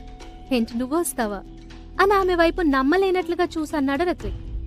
ఏ, రాకూడదా అని నవ్వుతూ అడిగింది సితారా. బదులుగా అతను కూడా నవ్వాడు. ఆ సాయంత్రం ఆమెను తీసుకుని డిన్నర్కెళ్లాడు. సహజంగా బిజినెస్ సర్కిల్స్ లో కాంట్రాక్ట్స్ గురించి మాట్లాడడానికి ఇలాంటి డిన్నర్ పార్టీలు అరేంజ్ చేస్తూ ఉంటారు ఆ కంపెనీ డైరెక్టర్స్. అటువంటి చోట్ల ఆల్కహాల్ కూడా విరివిగా లభ్యమవుతుంది. సితారకి ఇటువంటి మీటింగ్ అటెండ్ అవ్వడం ఇదే ఫస్ట్ టైం. డిన్నర్ అంతా సాఫీగానే సాగింది. ఆ తర్వాత అక్కడ కెరోకే క్లబ్ కి వెళ్దామని సితార సజెస్ట్ చేస్తే రిత్విక్ ఆమెను చాలా ఎక్స్పెన్సివ్ క్లబ్ కి తీసుకెళ్లారు. ఎలక్ట్రిక్ కంపెనీ డైరెక్టర్ కూడా ఆ క్లబ్ లో 2-3 పాటలు పాడాడు. రిత్విక్ కోసం ఒక పాట పాడమని అందరూ అక్కడ సితారని బలవంతం చేశారు. వాళ్ల కోరికను కాదనలేక సితార పాట పాడ్డానికి ఒప్పుకుంది. ఆమె పాట పాడుతున్నంతసేపు అతని కళ్ళు మసకబారినట్టు అనిపించాయి. ఒక్క క్షణం కళ్ళు పైకెత్తి ఆమెను చూశాడు. స్పాట్ లైట్ ఆమె మీద ఫోకస్ చేయబడింది. ఆమె సగం రూపం చీకట్లో కలిసిపోయింది. మిగిలిన సగం లైట్ వెలుగులో కనబడుతోంది. ఎవ్వరూ కనిపెట్టలేకపోవచ్చు కాని ఆమె స్వరంలో ఒక వైవిధ్యమైన విషాదం ఇంకా బాధ తొంగిచూసింది. రిత్విక్కి ఇది స్పష్టంగా కనిపించింది. పాట పూర్తవగానే అందరూ నిశ్శబ్దంగా ఉండిపోయారు. కొంతమంది కళ్లలో సన్నటి నీటి పొర కనిపించింది. ఆమె ఆ సన్నివేశం చూసి కొద్దిగా సిగ్గుపడింది. హాల్ మొత్తం చీకటిగా ఉండడం వల్ల కింద వాళ్లు ఏం చేస్తున్నారో ఆమెకు తెలియలేదు. స్టేజ్ మీద నుండి నెమ్మదిగా కిందకు దిగుతూ ఉండగా ఒక జత చేతులు ఆమెను గట్టిగా బంధించాయి. ఆశ్చర్యంగా పక్కకి తిరిగి చూస్తే ఆమెకు రిత్విక్ కనిపించాడు. అప్రయత్నంగా ఆమె చేతులు అతన్ని గట్టిగా కౌగిలించుకున్నాయి. ఆమె గొంతులోని ఆర్ద్రతకి రిత్విక్ చలించిపోయాడు. నువ్వింత బాగా పాడగలవని నేనెప్పుడూ అనుకోలేదు సితారా. నిన్ను పొగడ్డానికి మాటలు సరిపోవట్లేదు అని చాలా నిజాయితీగా తన అభిప్రాయం చెప్పాడు రిత్విక్. అతన్ని పొగడ్తలు వినగానే ఆమె గుండె వేగం పెరిగింది. ఇప్పటి వరకు ఎప్పుడూ నేను పాడ్డం నువ్వు వినలేదు కదా అని నవ్వుతూ అంది సితార. వెంటనే చుట్టుపక్కలున్న జనాలందరూ హర్షధ్వానాలు చేశారు. రిత్విక్ ఇంకా సితార ఒకరినొకరు కౌగిలించుకునుండడం చూసి, హలో సార్, ఇక్కడ మనుషులున్నారు అనెవరో అరిచారు. వెంటనే ఇద్దరూ చిన్నగా నవ్వుకుని వెళ్లి సోఫాలో కూర్చున్నారు. అందరూ సితారతో కలిపి రిత్విక్ పాట పాడాలని గొడవ చేశారు. రిత్విక్కి ఇలాంటి సందర్భాల్లో పాడడం అలవాట్లేదు. చాలాసేపు అతను పాడనంటూ మొండికేశాడు. ఏంటి రిత్విక్, ఒక చిన్న సాంగ్ కూడా నాకోసం పాడలేవా అని నొచ్చుకుంటూ అంది సితార. ఆమె ముఖం మీద ఎక్స్ప్రెషన్స్ చూస్తే అతనేదో పెద్ద నేరం చేసినట్లు అనిపించింది. అతనికి పాడడం ఇష్టం లేక కాదు. సీఈఓగా అధికారాలు చేపట్టిన దగ్గర్నుండి అతను చాలా రిజర్వ్డ్ గా ఉండేవాడు. Marriage events, social events, banquets లేదా ఎప్పుడైనా స్నేహితులు కలిసిన ప్రైవేట్ పార్టీలో కూడా అతను ఒక్కసారైనా పాడలేదు. ఆమె ఇంకా తన మీద కోపంగానే ఉండడం చూసి రిత్విక్ చిన్నగా నవ్వాడు. ఆ నవ్వు వెనకేదో లోతైన అర్థం ఉందని అనుకుంది సితార. ఏమైంది, ఇంకా కోపంగా ఉందా అని నవ్వుతూ అడిగాడు. కోపం ఉండక మరెలా ఉంటుంది? ఒక చిన్న పాట అడిగాను, అది కూడా ది గ్రేట్ రిత్విక్ రాజ్ గారు నా కోసం చేయలేకపోతే ఇంకెందుకు అని బుంగమూతి పెట్టి మరి అంది సితార. ఆమెను చూడగానే రిత్విక్కి నవ్వాగలేదు. అలా పగలబడి నవ్వుతూ ఉండిపోయాడు. నేను అడిగినా ఫీల్ అవుతున్నావంటే నీ గొంతు చాలా దారుణంగా ఉంటుందేమో. ఎప్పుడైనా నువ్వు పాడింది నువ్వే రికార్డ్ చేసి విని నువ్వే భయపడ్డావా ఏంటి అని అతని వైపు చూస్తూ అడిగింది సితార. నా గొంతంత చండాలంగా ఉన్నా కాని నీకన్నా బానే పాడగలను అని కాలర్ ఎగరేస్తూ అన్నాడు రిత్విక్. ఆమె అలా డల్గా అవ్వడం చూసి అతనికి ఇంకా నవ్వొచ్చింది. వెంటనే ఆమెను కౌగిట్లోకి తీసుకుని ఇంటికి వెళ్దాం పదా అన్నాడు. ఆమె చొరవ తీసుకుని అతని చేతివేళ్లు ఇంటర్లాక్ చేసి గట్టిగా పట్టుకుంది. ఎందుకో ఆమెకు చెప్పలేని సంతృప్తి కలిగింది. ఈ క్షణం ఇలాగే నిలిచిపోవాలని ఆమె మనస్ఫూర్తిగా కోరుకుంది. విశాలమైన రోడ్డు మీద వేగంగా వెళుతోంది ఆ కార్. వెనక సీట్లో కూర్చున్న అభినవ్ ముఖం భావారహితంగా ఉంది. తన మేనేజర్ని తీసుకుని ఒక దగ్గరికి వెళ్తున్నాడు అభినవ్. అతని ముఖం చూసేసరికి కొద్దిగా భయం వేసి ఎక్కడికి వెళ్తున్నారని కూడా మేనేజర్ ప్రశ్నించలేదు. కొద్దిసేపు నిశ్శబ్దం తర్వాత లండన్ స్ట్రీట్ బార్ కి తీసుకెళ్లమని అడిగాడు అభినవ్. ఒక 10 నిమిషాల్లో లండన్ స్ట్రీట్ బార్ ఎంట్రన్స్ ముందర ఆగింది వాళ్ళు ప్రయాణిస్తున్న కార్. వాళ్ళ కార్ ముందర 10 మంది రఫ్ గా కనిపిస్తున్న మనుషులు నిలబడున్నారు. వాళ్ళని చూడగానే మేనేజర్ కి గ్యాంగ్స్టర్స్ లాగా అనిపించారు. అభినవ్ నెమ్మదిగా కారు దిగి వాళ్ల దగ్గరకు వెళ్లాడు. ఎక్కడికి సార్ అని వెనక నుండి మేనేజర్ అడిగాడు. అతనికి సమాధానం చెప్పకుండా కార్ బేస్మెంట్ లో పార్క్ చేసి నా కోసం వెయిట్ చేయి అని ఇన్స్ట్రక్షన్స్ ఇచ్చి వాళ్ల వైపు ముందుకు సాగాడు అభినవ్. మారు మాట్లాడకుండా అతను చెప్పినట్లు బేస్మెంట్ వైపు కార్ డ్రైవ్ చేసుకుంటూ వెళ్లాడు మేనేజర్. అభినవ్ ని చూడగానే నవ్వుతూ వచ్చి పలకరించాడు కెవిన్.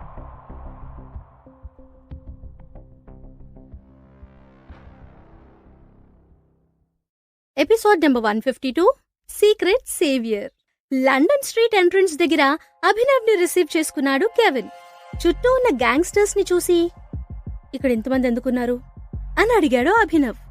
అంటే ఎక్కువ మంది ఉంటే పని ఈజీగా అవుతుంది కదా అనుకున్నాను. అయినా వీళ్లతో పెద్ద ప్రాబ్లం లేదు, వీళ్ళందరూ నా మనుషులే అని సమాధానం చెప్పాడు కెవిన్. కొంత సమయం ఆగిన తర్వాత, చాలా రోజుల తర్వాత నన్ను కలవడానికి వచ్చారు, నాతో ఏమైనా పనుందా సార్, ఎవరినైనా ఫినిష్ చేయాలా అని అడిగాడు. ఆ ప్రశ్నకు సమాధానం చెప్పకుండా కొన్ని నోట్లు ఇంకా ఒక చెక్ తీసి అతని చేతిలో పెట్టాడు. ఆ చెక్ మీద భారీ అమౌంట్ రాసుంది. అది చూసి ఆనందంతో ఉబ్బి తబ్బింపైపోయాడు కెవిన్. ఇంత డబ్బు అని అన్నాడు. ఎక్కువైందా అని అతన్ని అడిగాడు అభినవ్. ఆ మాట వినగానే కెవిన్ ముఖంలో ఎక్స్ప్రెషన్ మారిపోయింది. సైలెంట్ గా డబ్బు తీసి జేబులో పెట్టుకున్నాడు. ఆ తర్వాత ఏం చెయ్యాలి అని చేతులు నలుపుకుంటూ అడిగాడు. సడన్ గా ఒక క్యానన్ సీఈఓ కెమెరా తీసుకుని అతని మీదకు విసిరాడు అభినవ్. ఇదెందుకు అని ఆశ్చర్యంగా అడిగాడు కెవిన్. ప్రశ్నలు అడగడం మానేసి నేను చెప్పేది విను అని సీరియస్ గా చూస్తూ అన్నాడు అభినవ్. ఆ చూపుల్లో తీవ్రత చూడగానే కెవిన్ మారు మాట్లాడలేకపోయాడు. అతను చెప్పింది మొత్తం శ్రద్ధగా విన్నాడు. సమయం అర్ధరాత్రి దాటింది. కొంతమంది యువకులు బార్లో నుండి బయటకొచ్చారు. అపస్మారక స్థితిలో ఉన్న చందన కూడా బయటకొచ్చింది. ఈ సమయంలో ఆమె పరిస్థితి చాలా అధ్వానంగా ఉంది. గత కొన్ని రోజులుగా ఇంటర్నెట్లో తన మీద జరుగుతున్న ప్రచారం వల్ల చందన డిప్రెషన్లోకి వెళ్లిపోయింది. ఒక స్నేహితురాలు ఆమెకు సాయం చేసి బయటకు తీసుకొచ్చింది. అప్పుడు ఫుల్లుగా తాగి ఆమె తూలుతూ ఉంది. కొంచెంసేపైతే ఆమెకు వామిటింగ్ వచ్చేలా ఉంది. జాగ్రత్తగా ఆమెను కంట్రోల్ చేస్తూ క్యాబ్ ని పిలిచింది ఆమె ఫ్రెండ్. కానీ క్యాబ్ అతను క్యాన్సిల్ చేసేశాడు. ఒకసారి సందులో నుండి రోడ్డు మీదకెళ్లి క్యాబ్ కోసం ట్రై చేసింది ఆ ఫ్రెండ్. ఎంతసేపు వెయిట్ చేసినా ఆమెకు దొరకలేదు. వెనక్కి తిరిగి సందులోకి వచ్చి చూస్తే అక్కడ చందన ఆమెకు కనిపించలేదు. చందన బ్యాగ్ మాత్రం నేల మీద పడుంది. కొంతసేపు వెయిట్ చేసి ఆమె అక్కడ కనిపించకపోయేసరికి వెళ్లిపోయిందనుకుంది Chandana friend. Black colour car road మీద వేగంగా ప్రయాణిస్తోంది. కెవిన్ కార్ డ్రైవ్ చేస్తున్నాడు.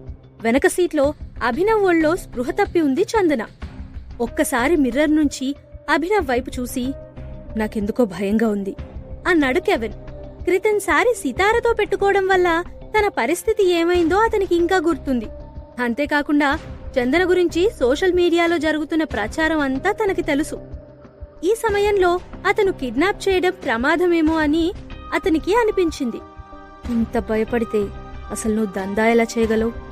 నిన్ను నువ్వు గ్యాంగ్స్టర్ అని చెప్పుకోవడానికి సిగ్గులేదు అని అన్నాడు అభినవ్. ఎంతైనా పెద్దవాళ్ళతో డీలింగ్ కదా, న్యాచురల్ గానే కొంచెం భయం ఉంటుంది అన్నాడు కెవిన్. పిచ్చి పిచ్చి ఆలోచనలు పెట్టుకోకు. ఈ పని నీకు అప్పగించాను కాబట్టి నీకేమీ జరగకుండా చూసుకునే బాధ్యత కూడా నాదే అని అన్నాడు అభినవ్. కొంతసేపట్లో వారు ప్రయాణిస్తున్న కార్ లండన్ స్ట్రీట్ బార్కి చేరుకుంది. కొంతకాలం క్రితం సితార కారణంగా ఆ బార్ మీద పట్టుకోల్పోయాడు కెవిన్. అతని డ్రగ్ బిజినెస్ కూడా చాలా నష్టపోయింది. అయితే ఆ తర్వాత సుకన్య ఇంకా అశ్విని అడ్డు తొలగించుకోవడం ద్వారా వచ్చిన డబ్బుతో మళ్లీ బిజినెస్ లోకొచ్చాడు. ప్రస్తుతం లండన్ స్ట్రీట్ బార్ అతని కంట్రోల్లోనే ఉంది. కారు దిగగానే చందనను ఆ బార్ వెనకున్న చిన్న గదిలోకి తీసుకెళ్లారు. అక్కడ ఉన్న బెడ్ మీద ఆమెను కోపంగా తోశాడు కెవిన్. అప్పటి వరకు ఏం జరిగినా కాని చందనకి అర్థం కాలేదు. ఒక్కసారి బెడ్ మీద పడగానే ఆమెకు మెలకు వచ్చింది. కళ్ళు తెరిచి చుట్టూ చూసింది. ఇంకా ఆమె పూర్తిగా స్పృహలోకొచ్చినట్టు అనిపించలేదు. అలా చూస్తూ ఉండగానే ఆమె ముఖం మీద చల్లటి నీళ్లు పడ్డాయి. సడన్ గా ఆమె కళ్ళు పెద్దవి చేసుకుని చూసింది. ఆమె కళ్ళకి కట్టిన నల్ల గుడ్డ కిందకి పడిపోయింది.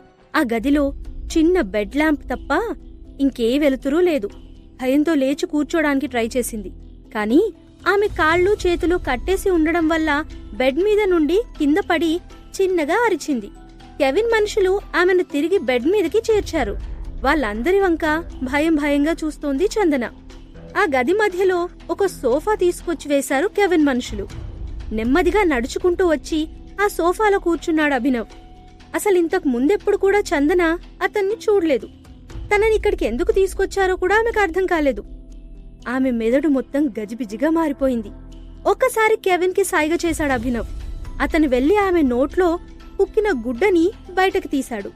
ఇప్పటికైనా మత్తొదిలిందా అని ఆమె కళ్ళలోకి సూటిగా చూస్తూ అడిగాడు. అసలెవరు మీరంతా? ఏం కావాలి మీకు?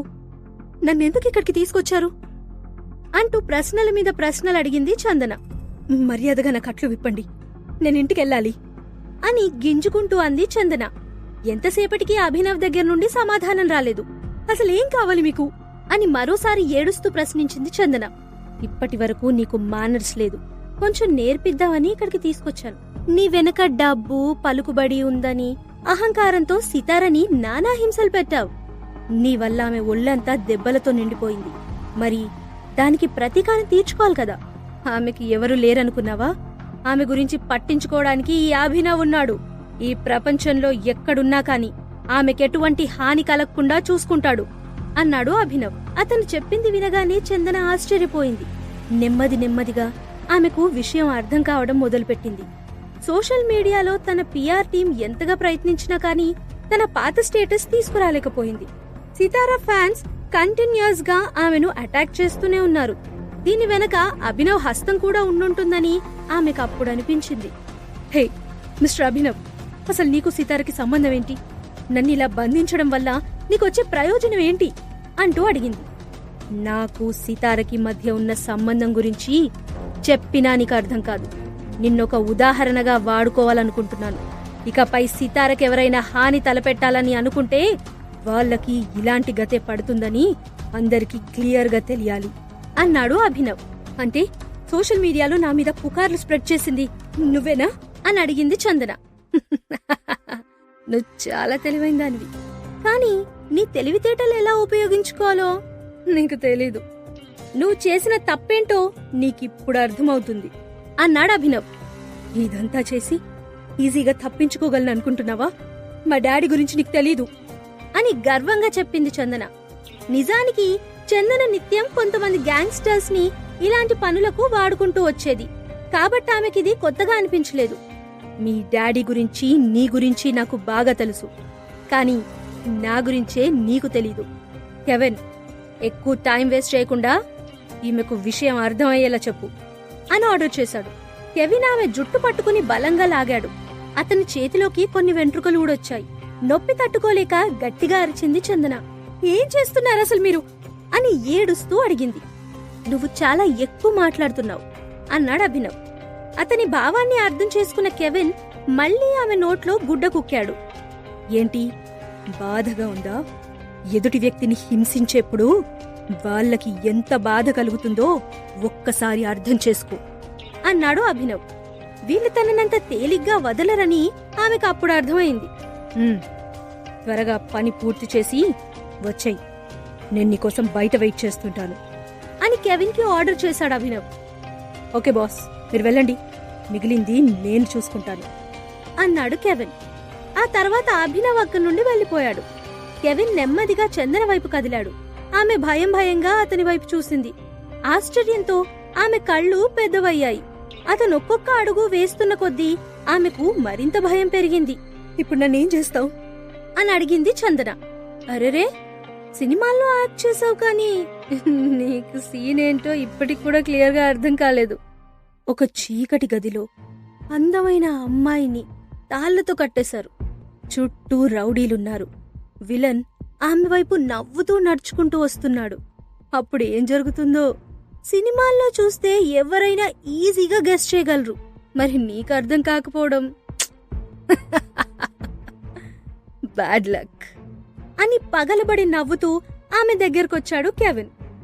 ఆమె బెడ్ మీదే వెనక్కి వెనక్కి జరుగుతోంది. అతను మెల్లిగా మంచం మీద కూర్చుని తన బెల్ట్ విప్పాడు. ఆమెకు విషయం అర్థమైంది. ఈ స్థితిలో తననెవ్వరూ కాపాడలేరని ఆమెకు భయమేసింది. నీకెంత డబ్బులు కావాలో చెప్పు సడన్ గా అతన్ని అడిగింది చందన. అతను చేస్తున్న పని నాపి ఒక్క క్షణం ఆమె వైపు చూశాడు. అతను నీకు డబ్బులు ఇచ్చుంటాడు కదా. మా డాడీ చాలా పవర్ఫుల్. ఆయనకి పొలిటికల్ గా కూడా చాలా ఇన్ఫ్లుయెన్స్ ఉంది. నీకెంత డబ్బు కావాలన్నా, ఏ సహాయం కావాలన్నా నేను అరేంజ్ చేస్తాను. నాకేమైనా జరిగిందని మా డాడీకి తెలిస్తే నిన్నూరికే వదలరు అని అతన్ని వేడుకుంటూనే భయపెట్టాలని చూసింది. కెవిన్ ఒక క్షణం ఏమీ మాట్లాడలేదు. తన పథకం ఫలించిందని ఆమె ఆనందపడింది. అతనిచ్చిన దానికన్నా నీకు డబుల్ అమౌంట్ ఇస్తాను, నన్ను విడిచిపెట్టు అని భయంతో వణుకుతూ అంది చందన. ఎక్కువ అమౌంట్ వస్తుందంటే వదులుకోవడానికి కెవిన్ పిచ్చివాడు కాదు. సరే అయితే డబుల్ అమౌంట్ ఇస్తే నిన్ను విడిచిపెడతాను అని నవ్వుతూ అన్నాడు కెవిన్. అతను నీకెంత ఇచ్చాడు అని అడిగింది చందన. వెంటనే తన జేబులో ఉన్న చెక్కు తీసి ఆమె ముఖానికి విసిరాడు కెవిన్. ఆమె ఆ చెక్కు మీదున్న అమౌంట్ చూసి ఆశ్చర్యపోయింది. ఆమె 2-3 సినిమాలకి కలిపి తీసుకునే రెమ్యూనరేషన్ అంత అమౌంట్ ఉంటుంది. చూడగానే ఆమె నోట మాట రాలేదు. ఏంటి, చెక్ చూడగానే అభిప్రాయం మార్చుకున్నావా? ఇంత డబ్బివ్వడం నీ వల్ల కాదా? ఇది నిజమైనదా డూప్లికేట్ చెక్కా అని ఆలోచించకు. ఖచ్చితంగా నిజమైనదే అని నవ్వుతూ అన్నాడు కెవిన్. ప్లీజ్ ఒక్కసారి మా డాడీకి ఫోన్ చేసుకునే అవకాశం ఇవ్వు. ఎలాగైనా మీ డబ్బులు మీకొస్తాయి అని ప్రాధేయపడింది. ఆ మాటకు ఆమెను లాగిపెట్టి గూబ మీద కొట్టాడు కెవిన్.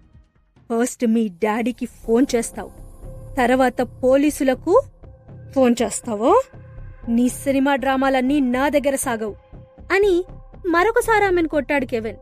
ఆ తర్వాత తన మనుషులకి సైగ చేశాడు. వాళ్లు వచ్చి ఆమె నోరు తెరిచి డ్రగ్స్ కలిపిన విస్కీ ఆమె చేత బలవంతంగా తాగించారు. ఆమె మొదట ప్రతిఘటించడానికి ప్రయత్నించింది, కాని వీలుపడలేదు. వెచ్చటి ద్రవం ఆమె గొంతులోకి దిగిపోయింది. ఆమెకి దగ్గు స్టార్ట్ అయింది. కొన్ని క్షణాల తర్వాత ఆమె తల తిరగడం ప్రారంభించింది. ఆ తర్వాత ఏం జరిగిందో ఆమెకు తెలీదు. పూర్తిగా స్పృహ కోల్పోయింది చందన. చుట్టుపక్కల గట్టిగా నవ్వుతున్న రౌడీల స్వరం మాత్రమే ఆమెకు వినిపించింది. గతంలో సితారా లండన్ స్ట్రీట్ కి వచ్చినప్పుడు ఆమె డ్రింక్ లో కలిపిన మందు ఈ రోజు చందన తాగిన డ్రింక్ లో కూడా కలిపాడు కెవిన్. అతని మనుషుల్లో ఒకడు అభినవ్ ఇచ్చిన డిజిటల్ కెమెరా పట్టుకుని జరుగుతున్నదంతా షూట్ చేస్తున్నాడు. ఎంతసేపటికి కెవిన్ బయటకు రాకపోయేసరికి అక్కడికొచ్చాడు అభినవ్. అప్పటికి సమయం రాత్రి 2 గంటలయింది. మెల్లిగా చందనకి స్పృహ రావడం మొదలుపెట్టింది. ఒళ్లంతా హూనమైపోయినట్లు అనిపించింది. ఆమె కాళ్ళు చేతులు కదల్లేకపోతున్నాయి. నెమ్మదిగా ఆమె దగ్గరకొచ్చాడు అభినవ్. అతన్ని చూడగానే ఆమెకు మతిపోయినట్లయింది. అతను మాత్రం ఆమె వైపు అసహ్యంగా చూస్తున్నాడు. ఆమె కళ్లలో కనిపించిన జాలి, కోపం, నిస్సహాయత అతన్నెంత మాత్రం కదిలించలేకపోయింది. ఇంకెప్పుడైనా ఇతరులను హింసించే ముందు 1కి 10 సార్లు ఆలోచించు వీలైతే వాళ్ళ వెనక ఎవరైనా ఉన్నారా లేదా తెలుసుకుని అప్పుడు ప్రొసీడ్ అవ్వు. చూసావు కదా, నేను తలుచుకుంటే మీ డాడీ కాదు, ఈ ప్రపంచంలో ఎవ్వరు కూడా నిన్ను కాపాడలేరు అని చందన వైపు చూస్తూ అన్నాడు. ఆమె అతని చూపులకి వణికిపోతుంది. ఆ తరువాత, ఈమెతో మన పని అయిపోయింది, వెంటనే పంపేయండి అని కెవిన్కు ఆర్డర్ వేశాడు. అతను తలూపి తన మనుషులకి సైగ చేశాడు. కెవిన్ మనుషులు ఆమె దగ్గరికెళ్లారు. ఆ తర్వాత కెవిన్ ఇంకా అభినవ్ ఆ గది నుండి బయటకు నడుచుకుంటూ వెళ్లారు. బార్ ఎంట్రన్స్ దగ్గరకొచ్చాడు అభినవ్. అతన్ని ఫాలో అయ్యాడు కెవిన్. ఇంతలో అభినవ్ మేనేజర్ కార్ తీసుకుని వచ్చాడు. అందులోకెక్కి కూర్చుంటూ, నువ్వు నాకు ఇంకొక పని కూడా చేసి పెట్టాలి అని అన్నాడు అభినవ్. అతని వైపు ఆశగా చూశాడు కెవిన్.